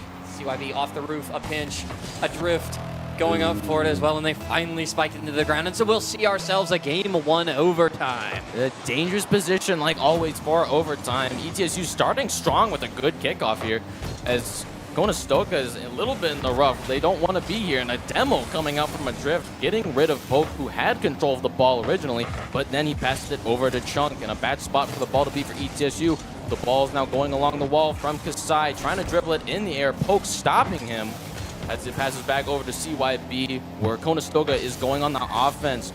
Leo going to be trying to clear it off the side of the wall to get rid of it. Chunk trying to stop him, but he's unable to. Leo getting demo, trying to push the ball himself, trying to get it past one, and just wasn't able to. CYB trying his best to clear it as it goes back over to Chunk near the middle, but Drift going to hopefully go for it, but Poke going in the air, fighting for it, as he's going to try to hopefully pinch it off the wall to a teammate, but he's just not able to. CYB now trying to keep it in the circle of ETSU's grounds, though Leo is pushing back. Drift doing his best to try to control the ball, but Kasai's doing his best to help him as well, as a good clear comes out from Kasai. Chunk doing a good save, and Cyber actually getting a great demo, and no pinch for Leo. There was no pinch for him to be able to get it into the goal there with two defenders. Poke now going to be trying to get control of the ball, but he has to fight for it with Kasai. As the ball's back on ETSU side, having to place a little more defensive. Gonna have to get something going here. So much time, almost stuck in a rule run. There was Cyber and a drift, but they avoid it for the time being off the backboard. Sai leaves it for a drift down below, and now Drift gonna steal the boost from Conestoga, try to redirect this, but it's Chunk up in the air. Cyber and Leo battling for it. Finally, a drift now. Gonna get up on top of it, trying to play that corner. Can't make anything happen though, as it's Poke able to get the clear. So ETSU has to play this from their own end. The Bucks, it's Kasai, he gets it over one, gets the reset, leaves it for, I believe that was Leo, but he could not make anything happen. There is a drift. He's gonna have to keep it in this corner, sends it towards midfield. A good play by Poke and a good read. 2 minutes into this overtime. Both teams struggling to really find any good offensive chances here. The defense is all over. So there's it now back to the corner. That'll be Poke. Cyber gets the demo onto Leo. Maybe this is the chance that Conestoga needs. For a 50 there, but it doesn't go the way he really wants it to. Back towards the corner of Drift. Get the clear up and along the wall. Conestoga was able to touch that. Cyber can't challenge Kasai into the air. Poke will just play this from his own corner. Kasai now going to challenge him on top of it. It's a pinch across. A Drift has to keep it off goal. Off the roof. Back down towards midfield. Trying to go low as Chunk, but ETSU able to stave it off for now. Leo will keep it in the air himself, trying to get it up and above Poke, but he can't get it done. It's the save is made. That might have been a bad touch there, as Kasai is going to be first forward off the wall. That's a drift. Trying to get that second touch, but can't get to it quick enough. Now the pressure is mounting. It was able to steal that boost from Leo. So ETSU, kind of the pressure is killed for just a second. Maybe Kasai can make something happen here. Team up, though. Not going to happen as a drift has to take it in his own corner. Drift has no boost trying to get it out of his corner, as Cyber's able to take the ball off the wall, going for a shot on it, and a sour hit from Kasai to try to save it. So Chunk now having little boost, tries to do something, but is unable to as it gets fought for in the air. Cyber's going for it. He has max boost, trying to do something. We are almost 4 minutes into this overtime, and no one has gotten a goal yet. And another save coming out from Leo. This ball is just hanging in the air for so long sometimes. This Poke is able to shoot it back over, away from ETSU's side onto theirs on accident. Though Cyber is now able to take it a little bit there, but Poke trying to set it up in some way is unable to, and Drift still has no boost. He needs to get some to help defend.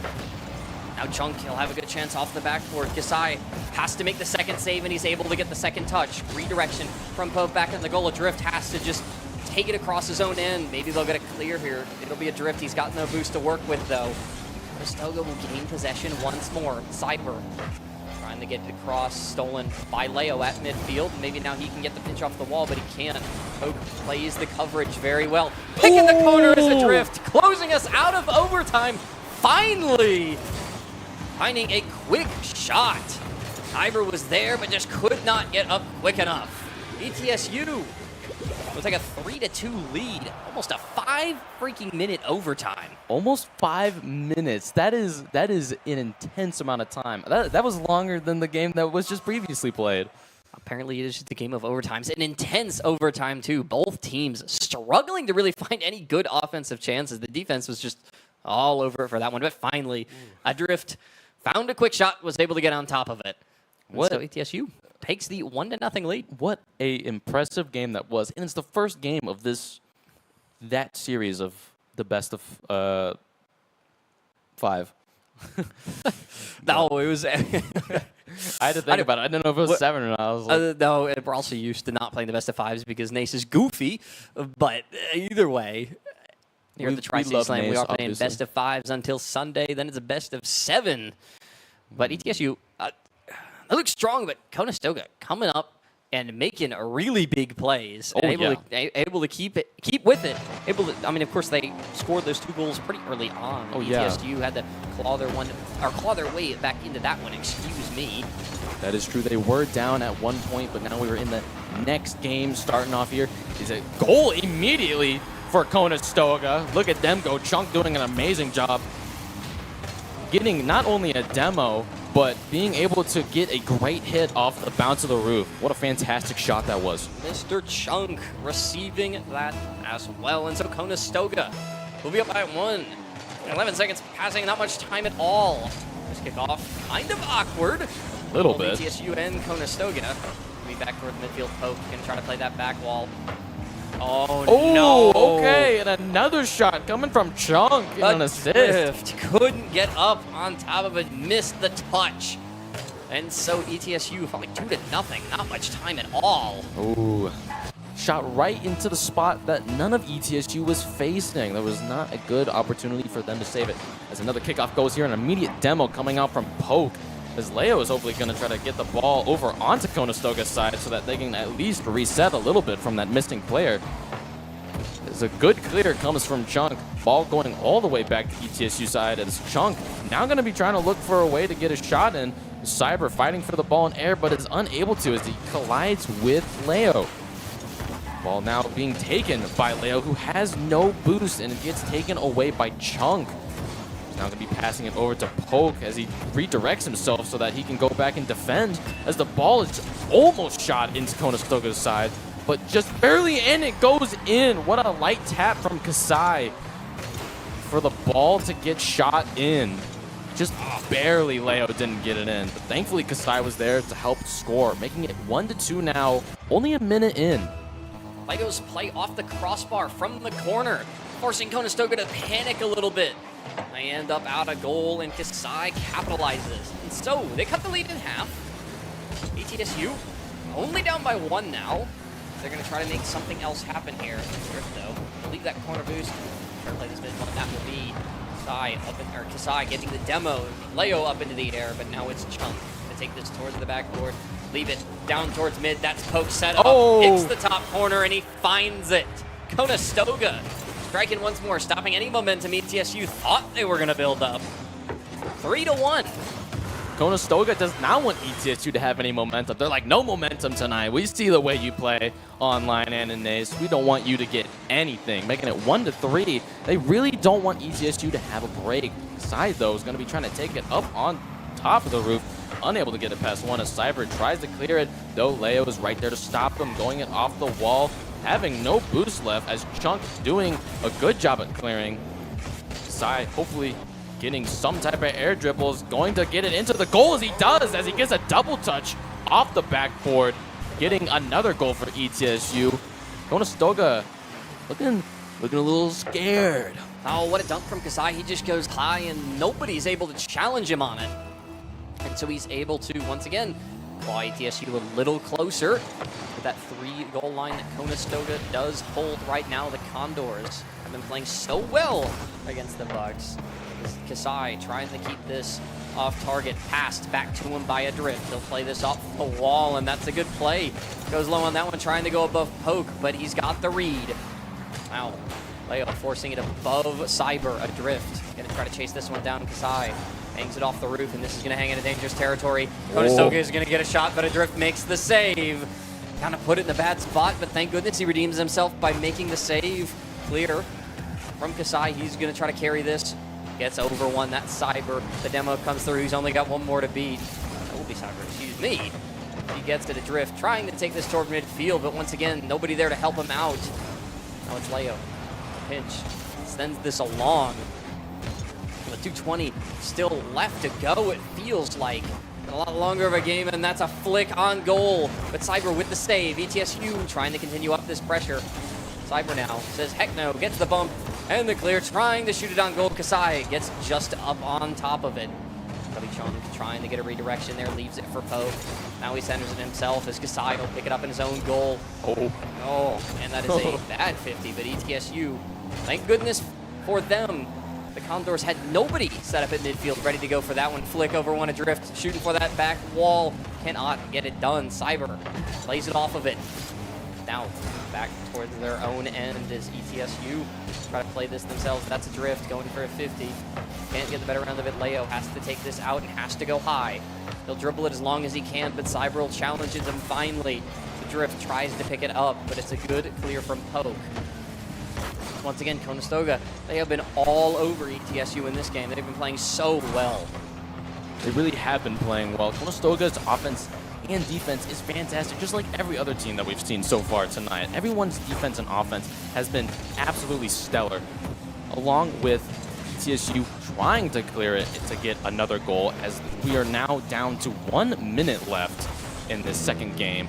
It is 2-3. ETSU needs to get one goal to get in overtime, or Conestoga could score again and just further their lead. As Poke trying to do his best to clear it, as he does, with a very awkward position. The ball still hanging in their side of the map. They need to try to clear this to get some more offense going, as they do. Trying to do something. Cyber getting a demo. Poke trying to come in for the assist, but is unable to. The ball being fought for, now back in mid. Leo doing another shot on the goal, making it even. 3-3 with only 32 seconds left. ETSU does not want this game to end just yet. They want to fight for this win. They want it badly. Leo closing out the last matchup with a fantastic clear, and on this one, finding the one to get even with Conestoga. ETSU with 30 seconds remaining. Gonna try to make something happen here. That would be Conestoga. They played it off the back wall, but ETSU did double commit it. That pinch is not gonna go where the Condors want it to. It's a drift now. We'll get a touch on it, although that's not gonna be a good touch. Poke above one. Kasai off his own wall has to make the play. Does it well. Chunk back towards Poke at midfield. The connection is there, but nothing can be made of it. The bump comes through from Kasai. Leo tries to play it once again from his own end, and we are in that 1 second territory. All Ball's got to do is touch ground. Trying to keep it up is Cyber, but not going to happen. We will see ourselves another overtime. Overtime. Here we go again. We love overtime, as the ball's now in the air by Cyber, trying to take it over, passing it to his teammate Chunk, who's also in the air. Getting some bumps going out here. Poke trying to take the ball across the wall, though Leo is there to try to stomp him. The ball lands over to Chunk, where Cyber is going to try to fight for it in the air, but a drift stops him. Ball still in possession, but it gets taken away by Leo, where now they need to be on the defensive. Hopefully ETSU's teammate is there, but no one is, as Conestoga is able to get back on control with a good bump coming from Leo. Ball going up across the side. He's going to be taking it in the air. Hopefully no one's able to stop him, and he misses the bump on Chunk, but Kasai is able to shoot the ball with a drift coming in, barely missing the goal as it goes into the corner, giving Conestoga back some control in the situation for their defense as the ball gets shot back over to a drift where he's going to hopefully take it across the side, but is unable to as it gets denied. Leo going to be setting it up, also gets overtaken in the air. TSU, it's been all pressure from them so far in this overtime. So sad that shot hit the crossbar. But now it's the connection down towards Leo. The pass is made, but he can't make anything off of it. Drift now. He's going to get challenged by Poke, and Poke is going to come out in the better end of it. Past one he goes. The pinch, though, sets it up at midfield for Conestoga, but thank goodness Adrift is up to make a play on it. Once again, centered again, but Leo plays it well. The demo does come through, and so Leo, he's kind of free past one. Cyber does finally challenges it back. Kasai sends it towards the ground, gets the second touch, but he's got nobody set up. So ETSU will not have to wait a second, but once again, Adrift finds a nice opening. Sends this on target, so it forces Cyber to make a save there. Now ETSU may be able to start some pressure of their own. They've got the rotational pressure for just a little bit of time, but Poke does find an opening. Tries to get the reset on it. Flick it into the corner, but he can't make it happen. 2 minutes already elapsed in this overtime. Time is Chunk. Makes a planet. Leaves it for Cyber. He can't take it all the way. A good challenge by Leo. Kasai now. Trying to go over Cyber, but gets challenged by Chunk in the air. And so it is off once more. They'll past one. Once again, this back and forth that ETSU is in with Conestoga is ridiculous. They are hanging with them and making it look good as they look to get a chance of their own. Pinch towards midfield. Chunk not there soon enough. A fantastic chance. Thank goodness ETSU saved from that one. ETSU saving that one, doing a fantastic job on defense and on offense so far. Conestoga is in a little bit of a rough as ETSU is just all over the ball, but they are able to get control once again. Chunk going off the side, hopefully being able to set it up for a teammate. Cyber coming in for the assist, but he just wasn't able to get it there. The ball still hanging on ETSU's side. The Drift trying to clear it. Poke coming in with the grab, but is not able to get a shot on it. He gets poked by a Drift, literally. Ball being shot back over. Leo trying to fight for it in the air to clear it, but Chunk stopping that shot as the ball hangs near ETSU's side. And so far, Conestoga has really turned up the heat for their offense, but the ball is slowly going back to their side.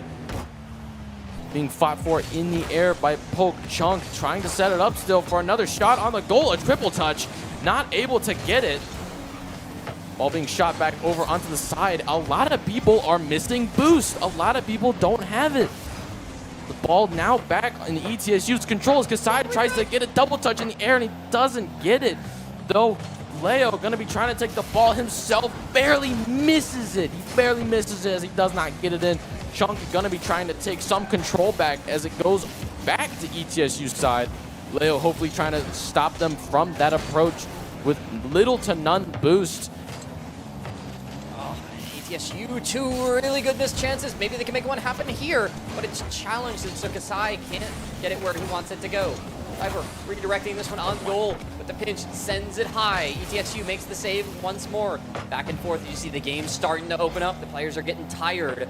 4 minutes into this freaking overtime. I guess they do not want us to go home. Kasai goes up for the challenge, but Chunk goes well over him. It's now the Condors gonna try to make something happen of their own, but they really don't have any boost to work with. ETSU gonna play this slow. Not really what they need to do here is Conestoga had nothing to work with, but they're gonna have to play it slow anyway. Kasai over one, over Poke as well. That's two. Cyber back as well. Chunk has returned as well. He's gonna try to play the backboard set up. He's got Leo. Can't make the touch. The demo comes through and Kasai reset back to his own end. 5 minutes into this freaking overtime. Pinch off the corner wall. Cyber setting up Chunk at midfield, and he finds the connection. There it is. There it is. That is the end of that game and overtime. Conestoga clutching it up, making it 1-1 overall. 1-1, and we are only 2 games in. We're only 2 games in, and we've already had 2 games that have gone into almost and 5 minutes worth of time. I was gonna say we've played enough for 3 games of Rocket League and some. Yeah.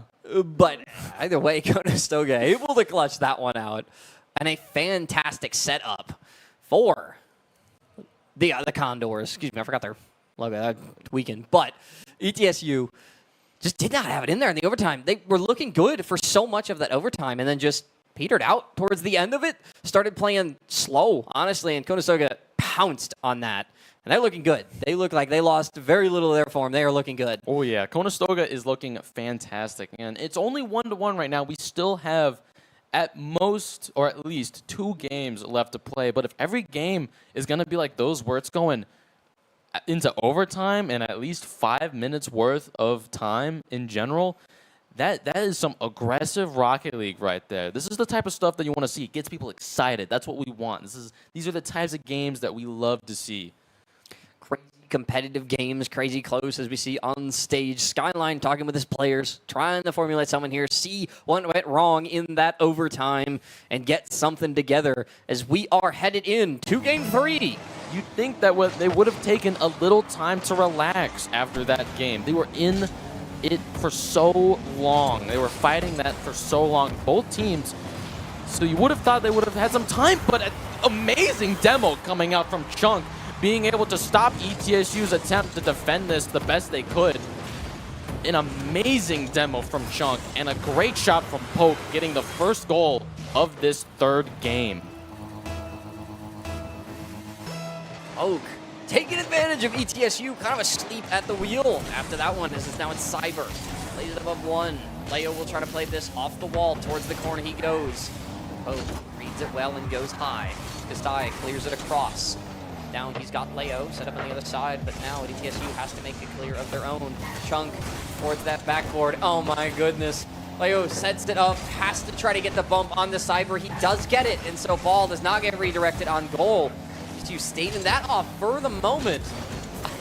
Drift has nothing to work with, but still gets it above 1. Poke a pitch off the roof, but he's got nobody. Set up at midfield to return that pass. So now ETSU gets a chance of their own. It's sent across. Cleared out by Conestoga. Cyber able to get a demo there. Director who's in the corner. Leo now gets bumped far. He is sent flying. And so ETSU with a redirection from Kastai. Save made by Chunk. Leo with the 2nd shot. But it's not in once more. Conestoga playing out of their minds right now. ETSU has nothing for it.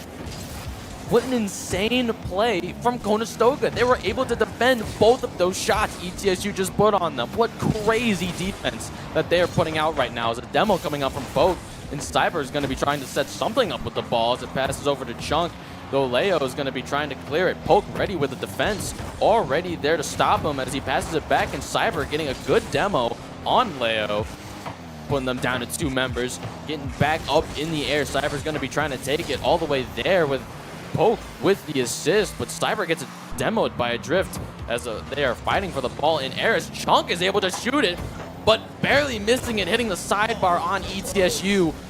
The ball going to be going back over onto the right side of ETSU's goal, going all the way to Conestoga's side as Kasai tries to make an attempt, but he doesn't get it as a drift takes a shot on the goal as well, and there's the shots going out. No one's getting anything right now. The defense is insane by both teams.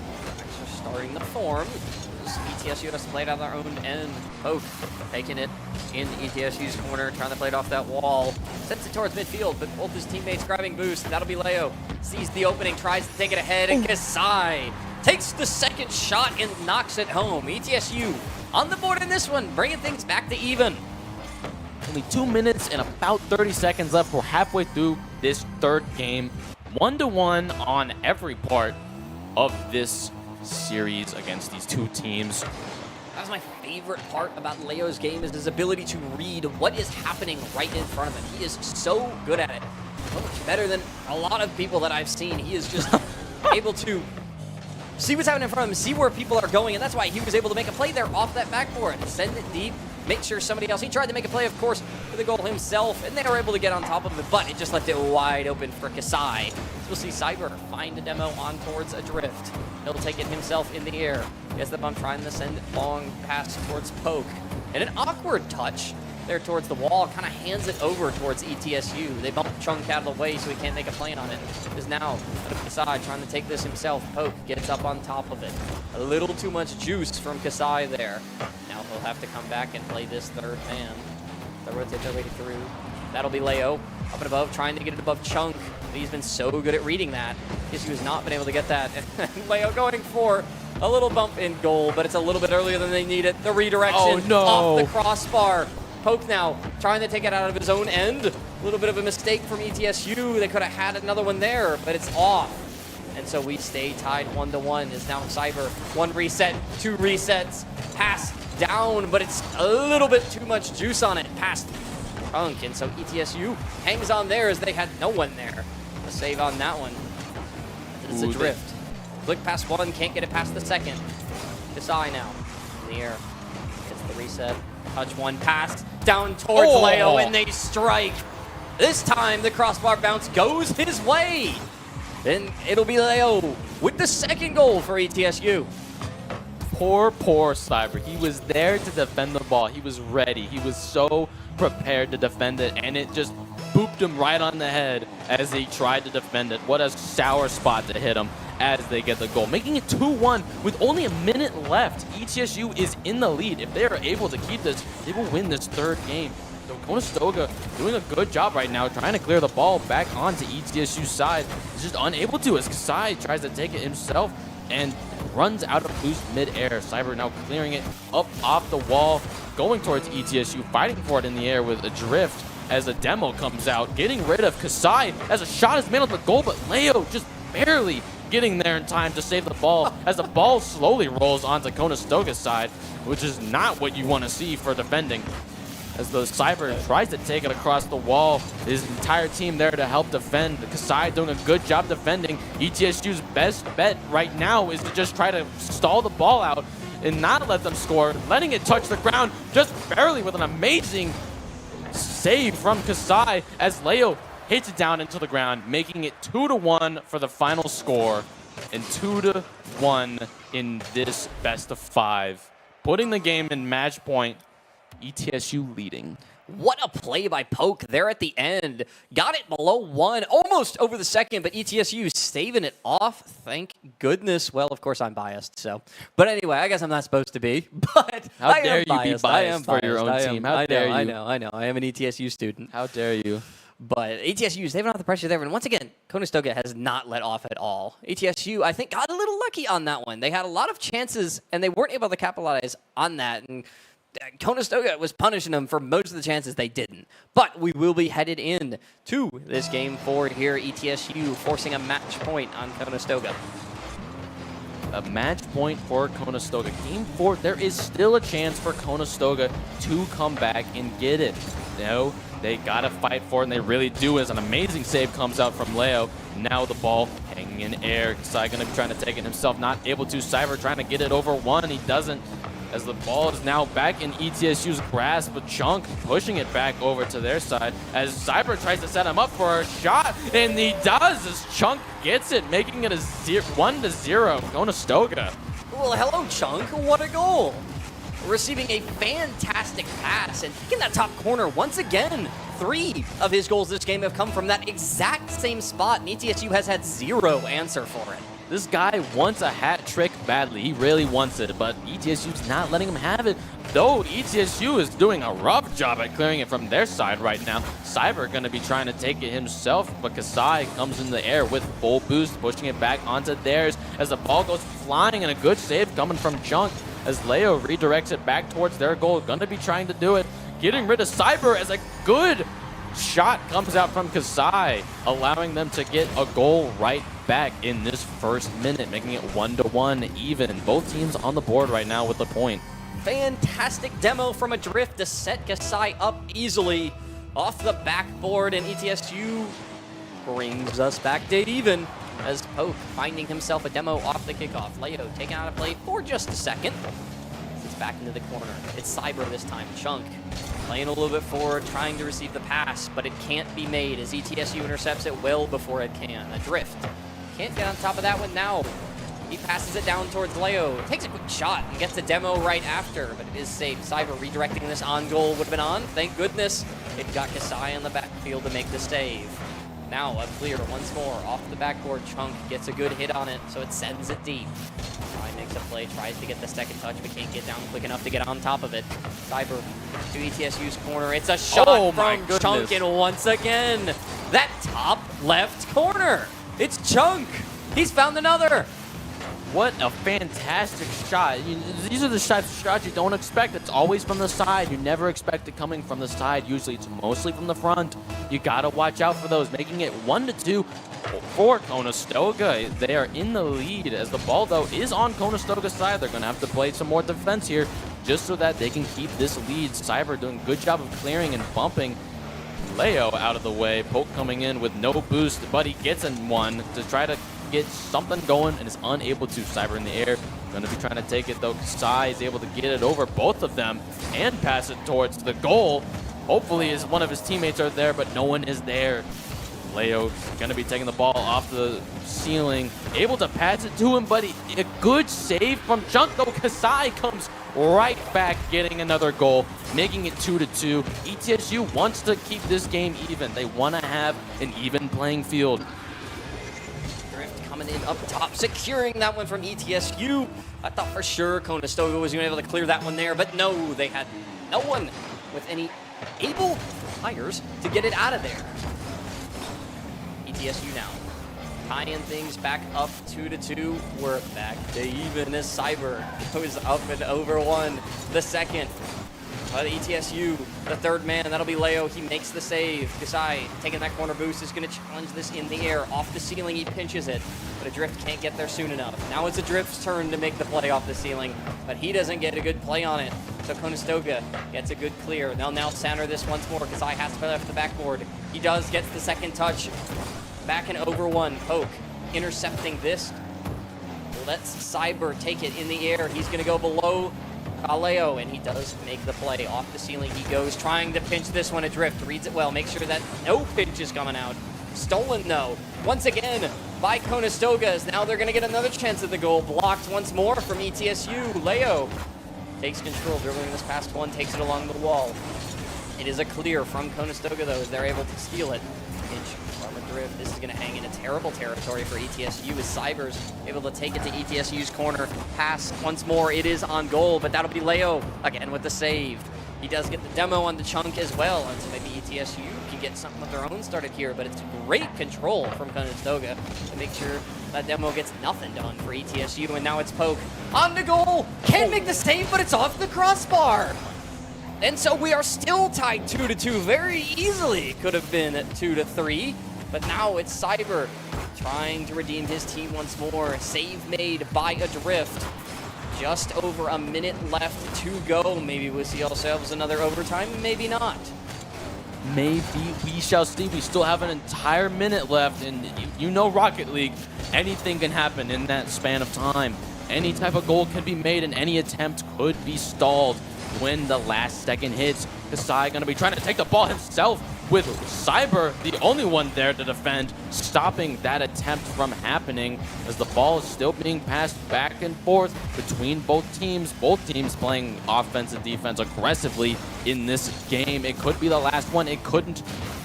Both teams doing a fantastic job as Chunk tries to make a shot on the goal and doesn't. No one is there to defend it as well. No ETSU players were there to defend it as Chunk barely misses his attempt to make it 3-2 as the ball gets shot back over on the Conestoga side. They now need to play some heavy defense so that the ETSU does not get the chance to score. They want to try to put this in overtime at least, and if not, to get a goal. But they are doing a fantastic job of doing this 10 seconds and counting. They need to pull something off here to win to make it a 2-2. With 1 second remaining, the ball hanging in the air. Light off the wall, the side, pinches in the ground, and we're going to see ourselves another overtime. Third this series.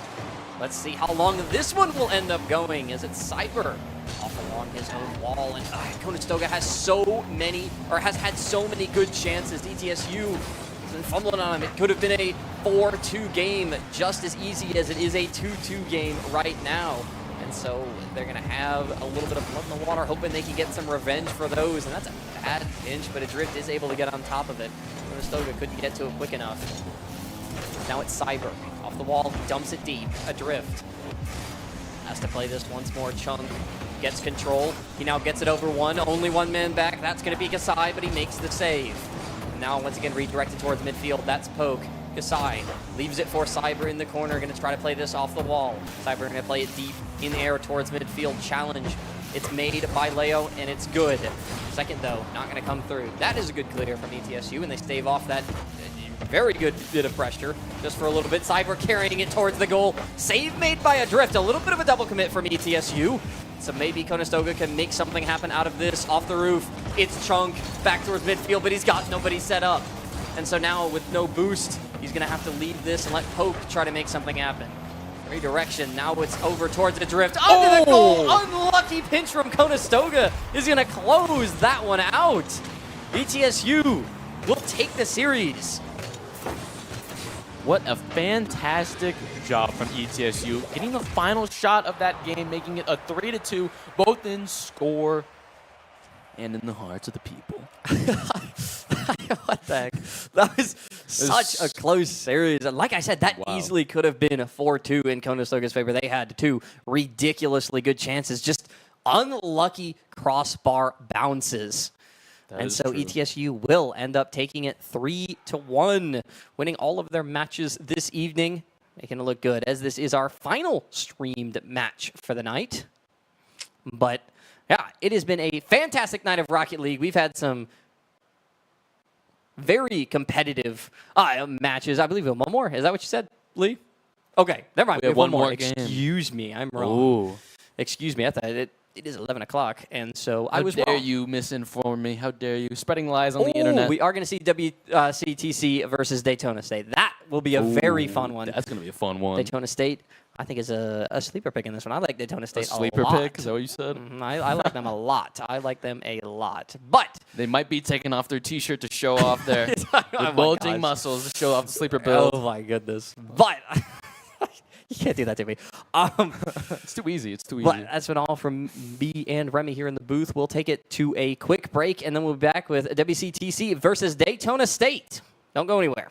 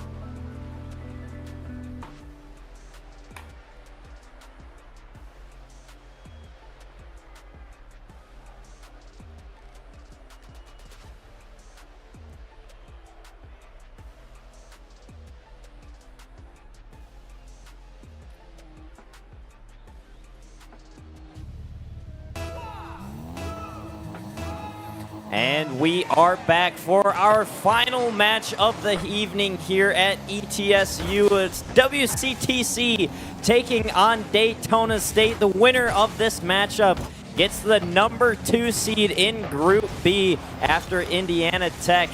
I'm joined here by my boy Condra for the night. How are we doing on this last match? Oh, doing great. I mean, I just got off of the B stream, and it was looking to be a great match to end us off. We have Geo, Smooth, and Solist on one side, while we have Dimitri, Neeks, and Ty on the other. Both teams trying to compete for that second seed, so it'll be interesting to see what strategies they come up with today.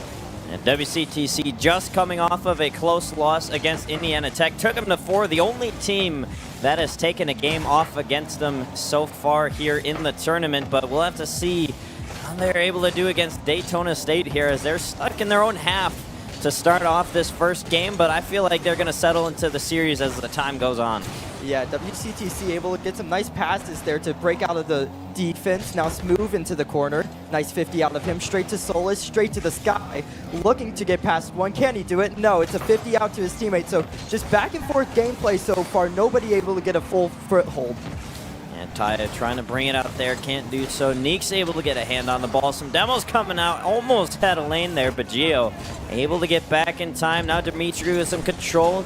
Lets it go, ends up into the hands of Ty. He takes it high, looks to go down low, but Solus and Geo there to clear it upfield. Geo's a really mechanical player, able to create a lot as he creates a goal here and a lead for Daytona State.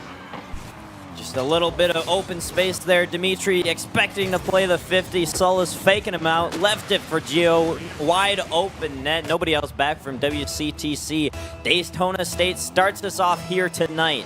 Yeah, hot start for Daytona, exactly how you want to, but they're looking for more as Geo looks to the midfield. Anyone there for him? He has the teammate in Solus, but Ty, a nice challenge. Smooth now on target. No, just off to the side. Neeks 100 boost, and the demo is getting so physical early. They find another goal, 2-0 Daytona State. Yeah, the demo's opening up some space here for Daytona State to just work in that offensive half. A challenge through the corner, ending up winning that one perfectly, and then right to Smooth to put it on target. Daytona State 2-0 lead here in game number 1. Just over 3 minutes to play. WCTC has got to find a way to come up with something on the offense and really shore up on that defensive end there. The 50s have just knocked on their way, and Daytona are abusing that to their advantage, finding the demos on the way out. So now those 50s aren't 50s, they're 100 zeros into the back of the net at WCTC. Geo to this right side, tries to get past Neeks, can't do so. Ty, 100 boosts his name. A shot on target? No, but it's still dangerous, and Neeks collects the rebound. Consecutive offense here from WCTC, just finding a way to put it on target time and time again. Off of the post that time, and Neeks there to put it through to the back of the net. WCTC finding a little bit of life here in game number 1. Still over half the game to play, and they're able to get one on the board here. Yeah, WCTC has brought this game back to life. They're looking to do more than that, bring it back into their favor. Neeks was unable to do so on that 50. Now, into the corner, Smooth has a passing option downfield. Will he look to him? No, Geo just running across. And Daytona State has done so good at keeping their speed and looking for demos. Yeah, now gonna try and break out of their own half here, working with Neek. Ty not able to get the 50 he wants, but Neek's doing a good job of not allowing Solus to land there. Still getting involved in the play. Isn't able to get it on target. Picks up the 100, picks up the ball. Flip reset off the backboard. No final shot will come through from Daytona State. Although Smooth still keeping it in, looking to go high. Ty is there to clear it to the corner. Still on the ball. Looking to go upfield now for WCTC. It'll be back to Dimitri. Looking to go off of the backboard. It is going to be shut down by Daytona State, however, as they look to go back upfield for some more offense. Yeah, Daytona State has done a great job of in WCTC, but WCTC on the other end has found passes and innovative plays through that boxing as Dimitri, left side, anyone there for him? No, Neeks decide to back off. So Ty into the air, Neeks off the back wall, right side, one more. Midfield, Ty back to Neeks, some nice passing, but it just doesn't connect. So Daytona State still in the balance right now. Smooth Has it over to the side. Dimitri tries to keep it in this corner. One more. No. Soul downfield. Anyone there for a tie just has to collect it into the corner. BTC set their offense. Still being stuck to their own back half here is WCTC. Daytona State doing a good job of extending that offensive time in the orange half. Now they're finally able to break out here, looking to find a passing play there. It will be cut off before it can get anywhere dangerous. Gio back upfield now for Daytona State. Dimitri, 50 there. Isn't able to be super beneficial. Tie all the way to the back corner. Dimitri again just has to get a touch out in the net. WCTC on their back foot here. Got to get it clear out. Try and find some way to work upfield with only 20 seconds left. Yeah, I mean, WCTC, they need to find these passes, these out passes to get the defense, because right now, Daytona State just in their own half. 50s, Smooth able to follow off of that. Looking midfield, Gio, he doesn't have to put it on target. They're just playing keep away. It's back into the corner. This is so frustrating if you're WCTC. Dimitri, into the air. 0-second drill now. Can he get past? No, he can't. So game 1 goes to Daytona State. Yeah, good job from them to really push their time and possession in the offensive half. Really not letting the ball go past that midway point for most of that match there. WCTC really having to play a lot of defense and a lot in their own back third of the field. Not really able to break out. They're able to get one, but at the end of the day, they just didn't have a lot of time on the offense. Yeah, Daytona State just didn't do a great job of, well, they did do a great job of finding demos, but they didn't do the best job of being in defense and taking possession of the ball, but they still end up with the win, right? WCTC on the other end, looking for those outlet passes, sometimes didn't connect, so it'll be interesting to see the second game if they keep up that physical gameplay. As Gio trying to start off quick, it goes off the crossbar, no one there, so WCTC get away. Fresh 5 minutes here for WCTC. Gonna try and find a way to recuperate this second game into a win for themselves, although they gotta get that offense started if they want to do that. Dimitri trying to find a way through there. Can't get past the midfield line again. Daytona State still doing a good job of shutting down that mid presence from WCTC here through game 2 so far.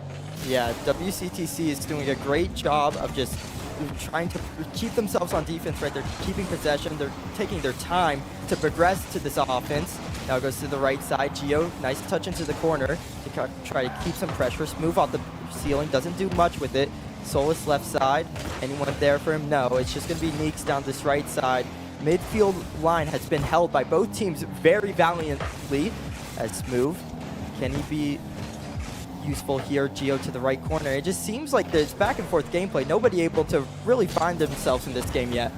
And a lot of shots on target have come through. Really only that first go-ahead situation for Daytona State off of the kickoff, but since then, both of these teams settling into the gameplay on the field. This one could be a chance for WCTC. Ty opts to go for the boost steal, but Dimitri is the one to get the shot on target, and shot good it is because it is 1-0 WCTC. Yeah, early lead is great for WCTC. I mean, they have not been able to get a lead in this series yet, so it's great to see that Dimitri finds the back of the net there. So 1-0 WCTC, can they build off of this? 3:30 left on the clock. Still plenty of time here for Daytona State, but now they're starting to get a WCTC that is heating up and getting a little bit more room to work in the offensive half, starting to find more possession on the ball as they try and do it again here, but Smooth is going to be the one with possession, getting it back downfield for Daytona State. Although right back to that midfield line again, both of these teams doing a good job of bringing that back up to the midline, but still struggling to find a way to break through the midfield presence of either of these teams, in fact. WCTC has done a great job, though, protecting their back wall. Earlier, you know, you saw a bunch of goals come for Daytona State off that back wall. Nobody able to be there. Right now, they're playing it off the back wall so valiantly. It goes over to Dimitri, who brings it over to Ty, and it just creates this sense of possession and not a sense of urgency for WCTC. But now there is. Gio back at the net is found to tie it up. Just over half to play. Smooth getting the good 50 against Ty, and then right back on the ball. Gio able to get the shot just before the defense is able to get in position to make the stop. Tie game here for Daytona and WCTC. Yeah, WCTC is remiss to see that one go. I mean, they did not do the best job defending that time. It just felt like the boost kind of ran out. but a nice clear to get them started again. Tie into this corner. Nice 50. Can anybody get on this? Solus. Pass down. Dimitri shot. No, denied Solus. Once again there on the defensive end, and he's come up huge this entire series so far. Yeah, Daytona State's defense has been playing phenomenally. Anytime there's been any close shot, it seems like they're there to make the stop. They have let a couple goals trickle in, but at the end of the day, they do still have the win in Game 1, and it's tied here in Game 2 for them. And they look to try and open up the lead here in Game 3. The demo almost created some space, but weren't able to get that ball down enough. And on target, now WCTC looking to work back upfield. Gio will deny it. The bump coming out in front, but Ty good to play through it and take this one out for WCTC. Yeah, Daytona State's getting a little more comfortable, though. You can tell they're getting more physical. They're sending the first man upfield to look for the demos. Like they're really finding themselves in this series. Dimitri, he looks to try to find a teammate on the side. Is there for him. 100 boost. What can he do with it? Can he work any magic? Only into the corners. Move. Another demo. Neeks tries to get on the end of it. It is such a physical. Another bump. Dimitri back at the net off of the 50. So many bumps coming through. Yeah, it's been a very physical, aggressive series so far, but this time WCTC is able to benefit from it, getting the bumps, getting the demos, opening up the space to the net, allowing Dimitri to get that final challenge on the awkward third man and really put that one in the back of the net, gives them the lead right back with a minute 20 left on the clock. Time is starting to tick down here for Daytona State. Yeah, if you're WCTC, you love to see that lead come back, right? Because you can get these early lead series. It's about keeping them or it's about finding the extension of it, and you have done so here. Let's move off to this left side. Big demo comes through on Solus, so it allows a little bit of space for Dimitri to just play this ball through. Now anybody on the end of this node cannot reach it. Ty, that's a little bit of a giveaway immediately. This could cost them. Solus trying to follow this one off the back wall. Is anyone there? The pressure, it seems to be there, but all of a sudden nobody for Daytona State can find it. That 50 as well could have been dangerous for WCTC, but the challenge went just wide of the net. Still in the midfield here, Solus able to break past a couple from WCTC. Could be dangerous, but a good pinch out through the corner allows the defense to at least reset and get back in position to make consecutive defensive stops. Smooth trying to put Daytona State back on the offensive footing. Solus doing a good job of getting the 50 there, but it's into the hands of Neeks and Ty to challenge it out. Could be an open net, and WCTC looks to find the dagger here in Game 2. And Daytona State there just gets a little ahead of themselves. They wanted to find the offense, but they couldn't anymore. They had to double commit, and it just ends up as a goal for WCTC trying to get the nail in the coffin. This one definitely could be a very back and forth series. Daytona State, they were very aggressive in that first game, and it was helping them a lot, but here in Game 2, WCTC were able to really stop that and give themselves a little bit of the advantage because of that, and give themselves a 3-1 victory here, tying up the series, and we could see WCTC start to roll along now, Condra. Yeah, WCTC has done a great job of absorbing the pressure, right? They're still a little bit boxed into their own half, but it's about when they take possession, when they're finding those 50s. You saw it on the breakaway from Ty, and it comes down to avoiding those bumps, finding the 50s, finding each other on offense, and if you could do that, you can win this series. Yeah, the challenge game definitely a little bit more in favor of them in that game compared to the first as well for WCTC, really being able to find a lot more of those challenges to go their way and then find their teammates as well and open up that space in the defensive end to allow just an easy shot to go and not having to try and pull out any sort of crazy mechanical shot. But now we're into Game 3. It's essentially a BO3 as Daytona State looking to strike back. Can they find it here? They're on to defense. Neeks, he looks for it around Smooth. Can't do so. Smooth now, a little bit of possession. Forces a missed touch out of Ty. Midfield, anybody there? No. So WCTC are boxed into their own half for now. Neeks trying to find a way to break out here. Leaves it over for Dimitri, getting a triple touch off of that sidewall. Pinch center net as well, but it's going to be cleared out by Daytona State.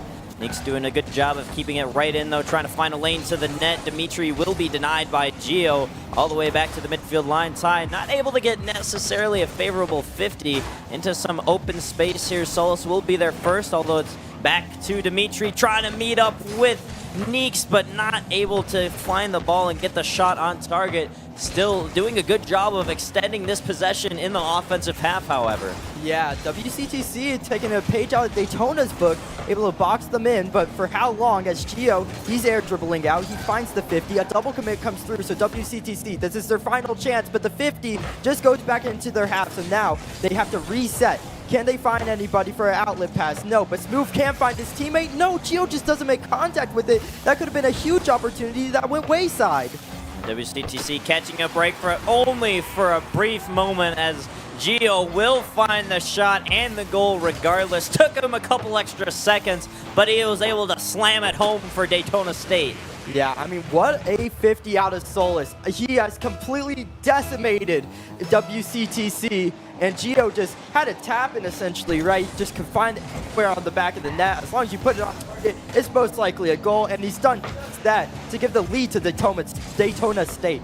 Still over 3 minutes to play here in Game 2. Very pivotal winner will go to match point. Again, the winner of this series will get the number 2 seed in their bracket, which will give them a more favorable matchup heading through to the playoff play, but we'll have to see exactly who is able to take full advantage, because we still have quite a bit of time left to play in this series, although Daytona State are still with the slight advantage in Game 3. Yeah, Daytona State's getting so physical. Double tap just goes awry. Now a counter attack. Can they find the back of the net? No! Big save from Gio. Now they clear downfield. Dimitri doesn't make contact with it. On the other end, Gio, touch on the back wall. No, Dimitri, back and forth gameplay. Nobody able to find the back of the net. Can they find it here? No.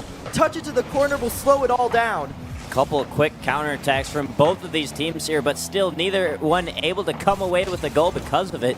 Some really close chances, but again, some great saves as well. Now Neeks is going to try and go upfield for WCTC, going to be pushed right back in their own half and their own goal line. Now Ty finding a way to break through here. That one is on target. Solus just able to get back. Neeks looking for a follow-up. Will be denied by Gio on the backboard. Shot by Ty. That one was just on target. Now a quick counter for Daytona State. Neeks does just enough to push that one wide of the net. Again, Daytona State looking to try and get a cushion goal here. Put themselves to a 2-goal lead, but they will be pushed right back to the midfield line. Yeah, Daytona, though, are winning those 50s so heavily. WCTC has not looked creative on this offensive end. Now is this something? No, Smooth denies both of them. Can Neeks get anything on this? Yes, downfield. Anyone there for him? Double commit from Daytona, so an opportunity arises. But Gio, another touch, unbelievable from him to keep the offensive pressure and do more than that. A pass midfield to Solus doubles their lead. Daytona State managed to find a second here off of the counter attack. That one just put it on target, far side of the net by Solus. Gives them a 2-goal lead, like you said, Condra. Minute 35 left on the clock. WCTC gonna have to try and find something here very soon and at least try and build a little bit of offensive pressure, because we really haven't seen too much of that from them this game, and that's really how they were able to start to break through in Game 2, was finding that possession in the blue half, but they haven't been able to find it yet. Yeah, WCTC has done a worse job of being creative on offense, right? And you can see it here. Gio has completely read that pass. It is so telegraphed that you can just pre-jump it, and it costs you 2 players for 1, right? When you were playing that control game, at least you were only sending 1 at a time, right? So it can work. You can find the back of the net that way, but you can't do so here, especially when you're not making contact with the ball. Smooth downfield off to this left side. Gio wanted a piece of it. Neeks has to get a touch. Now it's off to Dimitri. He has a chance at this. Dive. Smooth. Can he do anything with it? Just keep it at the mid line. Nice 50 out of him. And Daytona, they don't have to extend this lead. They're perfectly fine to just sit at midfield this entire game. Just only 40 seconds left on the clock, and it will continue to tick down, but WCTC and that man Ty able to find one here, at least with 34 seconds left on the clock. Don't call it a comeback. Yeah, and that is a big mistake out of Gio. He bumps Smooth out of the way and just allowed for this open net and allowed WCTC back into this game. We'll have to see off the kickoff, will there be any shenanigans? Double kickoff for WCTC. Into the left corner, Gio just decides to bang it downfield, not taking out of possession. It's on target. That touch from Neeks is not the best. It allows Smooth in on this ball. Ty, he just forces for his teammate behind him. Ty now trying to get a piece of it, but will it go in? It will! Daytona State looking to take a 2-1 lead in the series. 18 seconds left on the clock, and Daytona State are able to push back their 2-goal lead once again. WCTC just couldn't find anything off of that kickoff, and now they have to look to win 2 games in a row against Daytona State off of the back of match point to at least try and secure that 2 seed. But Daytona State, they've been looking pretty good. They've been looking dangerous here in this series. Yeah, Daytona just has looked like the better team. They've been finding these passes. I mean, especially on the ball, right? They've been so creative. Even the double commits they make. You saw Gio in the corner being able to get another touch on the ball, being able to find his teammate in the midfield. So just so much creativity from the Daytona side. Yeah, doing a good job of creating more offensive opportunities than what we've seen from WCTC, really just extending their pressure and their possession game in that half of the offensive side of the ball. I've said it many times, but really that's been the detriment to WCTC. They haven't been able to find that much time on the offense. They haven't been able to put too many shots on target, especially ones that have been dangerous, requiring these diving saves that force the defenders out of the net and away from the play for a follow-up to come through at all. Yeah, I mean, WCTC, they just haven't looked that creative on the offensive end, especially because they've just been putting the ball on target when they get the opportunity. They seem to panic a little bit, not as composed, not taking time on the offensive end, which is arguably more important than on the defensive end. Otherwise, you're not going to be able to break down the defense like Daytona. Yeah, and Daytona has just been doing such a good job of making the defense of WCTC awkward, but it's a fresh 5 minutes here in Game 4. We'll have a fresh scoreboard, and WCTC took a little bit of time talking it over and figuring out what they can do to change up their game and be able to find a way to at least get one more back here in the series. Yeah, WCTC, though, they've done a little bit better in this game, not conceding a kickoff goal. I believe in the previous game they did do that. Now will it be a goal, though? I might have spoken too soon. Smooth on the other end catches the pass from Gio downfield. He says go long. Smooth receives. Clinical caster curse right there, Condra. You said they didn't give up a kickoff goal, and then 2 seconds later, a quick pass downfield right over to Smooth on target, and it's a goal for Daytona State. WCTC right away playing from a deficit here.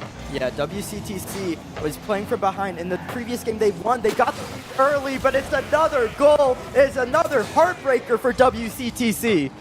Gio just banging that one on target off of the backboard pass. Ty trying to get in any sort of position, just couldn't be in the right one for that. 30 seconds have gone off the clock, and 2 goals have already gone in for Daytona State here. Yeah, Daytona State's just doing a great job of staying focused on the kickoffs, right? WCTC needs to do a better job on these kickoffs. They've done so here, a nice 50-50, but Solis just brings it over to the right side, and no contact for Dimitri. Allows move in on the play. It allows a counterattack off the backboard. Gio didn't want to play it. Still can, though. Shot goes wide because of Neeks. Neeks wants to follow again. Dimitri now downfield. Could have found a teammate, but he hesitated for a second. You saw him stop. Will he be able to find a teammate here? He will. On target and in. 1, 2, 3. Back of the net.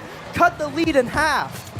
The good thing about Daytona State scoring 2 goals in 30 seconds is it gives WCTC plenty of time to come back in this game, and they're doing so here. It took 30 seconds from the last goal to happen, but they were able to get one on the board, cutting the deficit to only 1. And it was just off of a quick counterattack downfield, catching the Daytona State defense off guard, not really allowing them to get back securely in their rotations. They got to do more of that, try and create those spaces. Ty has a little bit here, gets it past 1. Dimitri's up in the air, off the backboard, no boost, but he gets the double anyways. 2-2 game. Absolutely ridiculous from Dimitri. A great pass from Ty, and Dimitri just immediately up. Off the backboard to himself, double tap. 2-2 is the scoreline. And just like that is a tie game. Daytona State may have started off hot, but WCTC has answered in less than a minute in that time. Now off of the kickoff one more time. Daytona State is trying to go to work, but this time around we have a little bit of a break before a goal almost happened there, but is going to be saved by Smooth. Dimitri looking to work through the corner, is able to get the touch on that, allows Ty to get involved in the play. Just has to bang it off of the backboard and all the way upfield from Smooth. WCTC looking to try and restart from their own back end. Yeah, and I mean, if you're WCTC, this is where the fire starts to build for you. The momentum starts to compound, and you're able to find this into Game 5. right? If you're on the side of Daytona State, you start to feel the nerve. You just choked a 2-0 in game 4 to close it, right? You start to feel a little bit of pressure. You don't want that to impact your play, but it might just do so. A nice 1-2-3 though, and they look composed as ever. We say that, but at the end of the day, there is still over half the game left to play. Daytona State still has time to come back in this one and at least get themselves a lead and try and close out the series in 4 again, although WCTC not wanting that to happen. Daytona State, the defensive end, too good. Neeks was the last one back. He's able to get the save. Dimitri can't get the hand up. Ty is there to clear it all the way downfield. Demo in the midfield as well. In the corner now for WCTC. Dimitri gets it through, although nobody there to put the shot on target. Defense too good regardless. Yeah, WCTC though look to have a sense of urgency. They're passing the ball better. They're finding the shots on target, right? Before they were only finding 50s into the corner. Now they're finding passes into the midfield. Is anyone there for it? Neeks off the back wall. It's going to be Gio. He doesn't make contact though. You can tell the nerves starting to affect Daytona, but it's a big touch out of Smooth to keep the game alive. Nobody there from WCTC to get the shot on target. Dimitri will be stopped in the midfield. Smooth gets another 50, ends up into the other side of the pitch. Infield to Dimitri off the backboard. That one able to go back to Ty off the backboard again because of Smooth's touch. Neeks on target, saved on the goal line by Solis. Now Dimitri looking to go through the corner one more time. Ty is there for a couple challenges. Neeks in the midfield waiting on target. Smooth back again. Now Dimitri one more time. He does it for WCTC. 3-2 now. Unbelievable composure from everybody involved. Neeks faked out too. Dimitri fakes the fast shot. Takes his time. You see he saved his flip just in time. You can see the pre-flip come through and immediately it is punished by WCTC. They were playing with so much momentum. 3 goals and are unanswered. Yeah, 3 unanswered goals here for WCTC, like you said, Condra, but still a minute 15 on the clock for Daytona State. They're going to try and get this one back with plenty of time left. WCTC, they still need to win this one and then win the next one as well if they want to secure this series. Although their offense is starting to heat up, like you said, they're finding the creativity, they're finding the passes, they're making ways to break down that defensive end of Daytona State. Dimitri, a bump there, ends up to not let Daytona State get any challenge on the ball. 45 seconds now, still with the 1-goal lead, but Daytona State aren't marching down the pitch. Yeah, Daytona State, they need to find those demos again. You gotta stop allowing this creativity, this 1-2, because they're playing with so much nuance now all of a sudden. Dimitri, he's looking for a pass and feel. No, he's just going himself. His teammate also commits, but it just keeps the pressure alive. Now Ty, huge page up, double tap, waterfall! Straight to the back of the net, doubles the lead.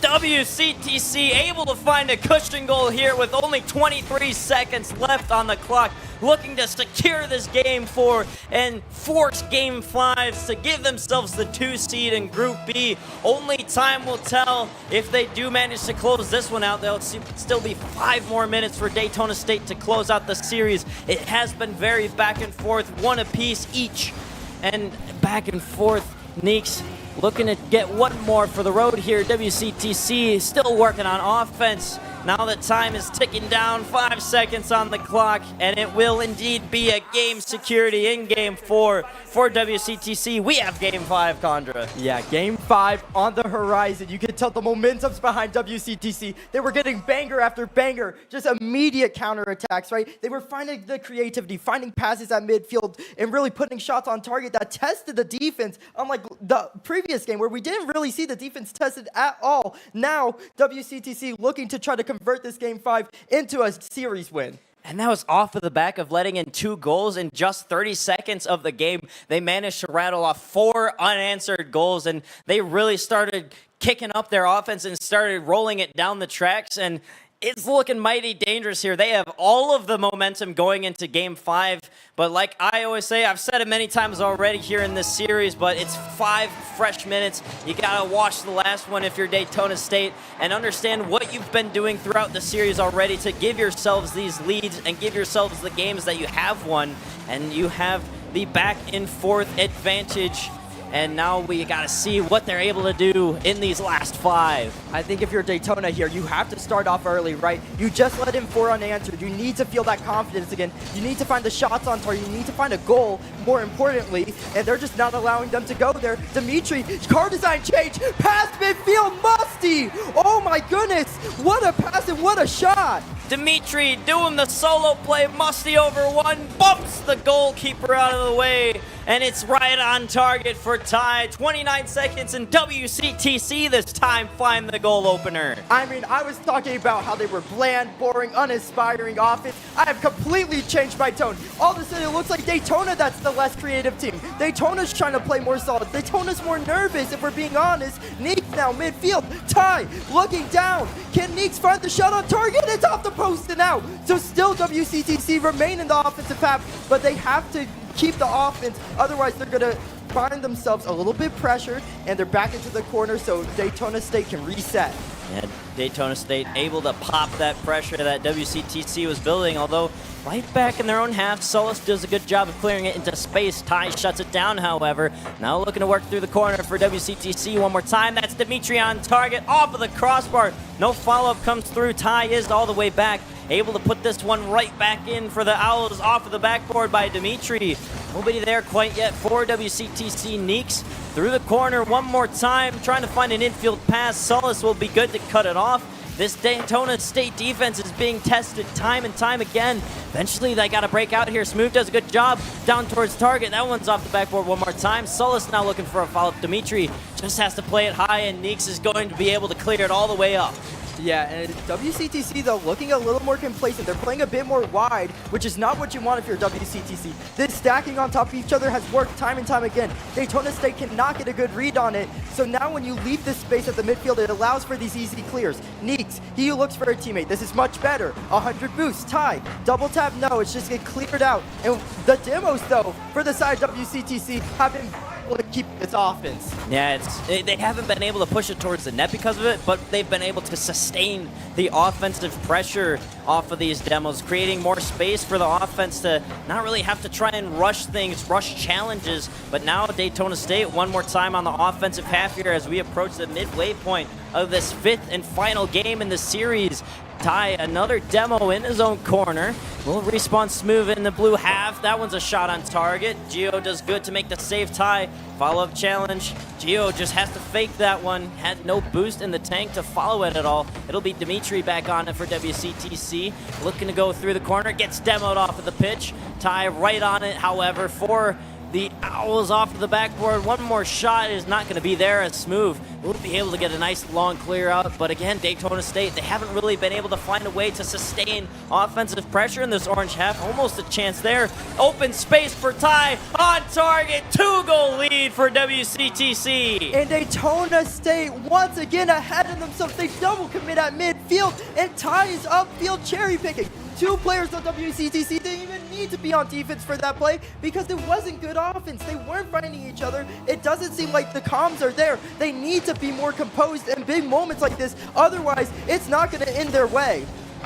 2 minutes on the clock for Daytona State to try and surmount a 2-goal lead. And that now is 6 unanswered for WCTC going back to the last game as well. They need to find a way to break through the net to at least give themselves the confidence to know that they can score against WCTC again. That one will be wide. Daytona State's offense, they just haven't been able to find a way to be as creative as they were in those first few games when they were scoring these multi-goal leads. And now WCTC back the other way. That one's on target. Gio can't make contact. And WCTC find yet another goal here. WCTC has combined their success in the 2nd and 4th game. They have been passive on defense when they've had the lead, finding the counterattacks. But to get that lead, they've been creative like they were in Game 4. They're fusing the 2 styles and becoming a way more dangerous team. They're evolving mid-series. Yeah, bump as well opens up some space. Oh, it's almost all too easy for Dimitri. got the bump in front of him from Neeks, takes out the last man, and nobody back for Daytona State. That is 4 goals for WCTC, 8 straight dating back to the last game. And Daytona State, you start to think back, they had a 2-0 lead in that game 4. They could have closed it there, but you allowed WCTC back into the series. You allowed them that momentum, and now you're nervous. Now you feel like you're going to lose this series. You need that confidence if you want to come out of this successful. Only a minute now for Daytona State. They gotta find something here on this attack. Although Neeks does good to keep it out. Ty, a good successive follow-up as well. Gio keeps it in for Daytona State. That one is just gonna be easily put out by Neeks. Infield pass one more time to Solis, and he will convert good on it. Yeah, you need something off this kick. That is a great find from Smooth. Midfield pass to Solis on low boost. That's the best play they've had so far. That's the most creative play. They're using each other. Can they build off of this? Will any kickoff shenanigans occur? It's 2 players on the corner. Will a double commit on the kickoff happen? No, it's a Gio Harchi, and it just goes behind them. Neeks now, they can extend this lead. It's a pre-jump. It's behind him, though. Now 1-2 passing play. He has 3 options, but only sees Ty challenging him thoroughly, just not allowing the ball past him, standing strong on the defensive end. Only 36 for 30 seconds, excuse me, for Daytona State, and it's now down to 20. In fact, they still cannot find anything on the offensive half. Down to 15, looking for one last attack. That one will be wide. Their time is ticking down. 3-second goal to 3-goal lead to surmount. They're not going to be able to do it. 5 seconds on the clock. It's all but impossible at this point. Oh. One more by Dimitri for the road, because why not? Absolutely disrespectful. Dimitri had the fake earlier. Why not a sidewall pass Solis? Unable to get a touch on it. 5-1, WCTC making a statement in Game 5. 3 seconds on the clock, 4-goal lead. This is essentially what we call garbage time. WCTC able to find the comeback in Game 4 and then continue to roll that in Game 5 and take the series in that 5th and final game, doing a great job of finding ways to come back constantly after Daytona State were winning these games. Yeah, I mean, Daytona State, they had that 2-0 lead, right? You look back to that moment, right? You look back to the first goal they had where they got that double tap, and you see that's what lit a fire in them immediately. It was like that. They just immediately found the goals, one after another. 9 goals in, 7.5 minutes of Rocket League, give or take. Absurd performance from all 3 of the players. It was truly a team effort, whether it was Ty finding the strong challenges on defense, Neeks with some creativity finding the passes midfield, or if it was, on the other end, it just wasn't going for Daytona State. They couldn't find the offense really, and it just felt a little bit sad. Indeed, indeed. But WCTC will pick up the last victory of the night. We have plenty more Tri-City Slam for you throughout the weekend, but this wouldn't be possible without our wonderful sponsors, especially Brightspeed. Thank you to Brightspeed for being the presenting sponsor of the Tri-City Slam. Brightspeed is the new choice in internet, and they're on a mission to bring ultra-fast internet and dependable Wi-Fi connectivity to our region. They're building the infrastructure to provide millions of homes with fast, reliable internet, so whenever you're streaming, gaming, or working, you'll enjoy an uninterrupted experience. Their goal is to connect 3 million homes in the first 5 years. Available in select areas. Stop by their booth this weekend or click the link in our bio.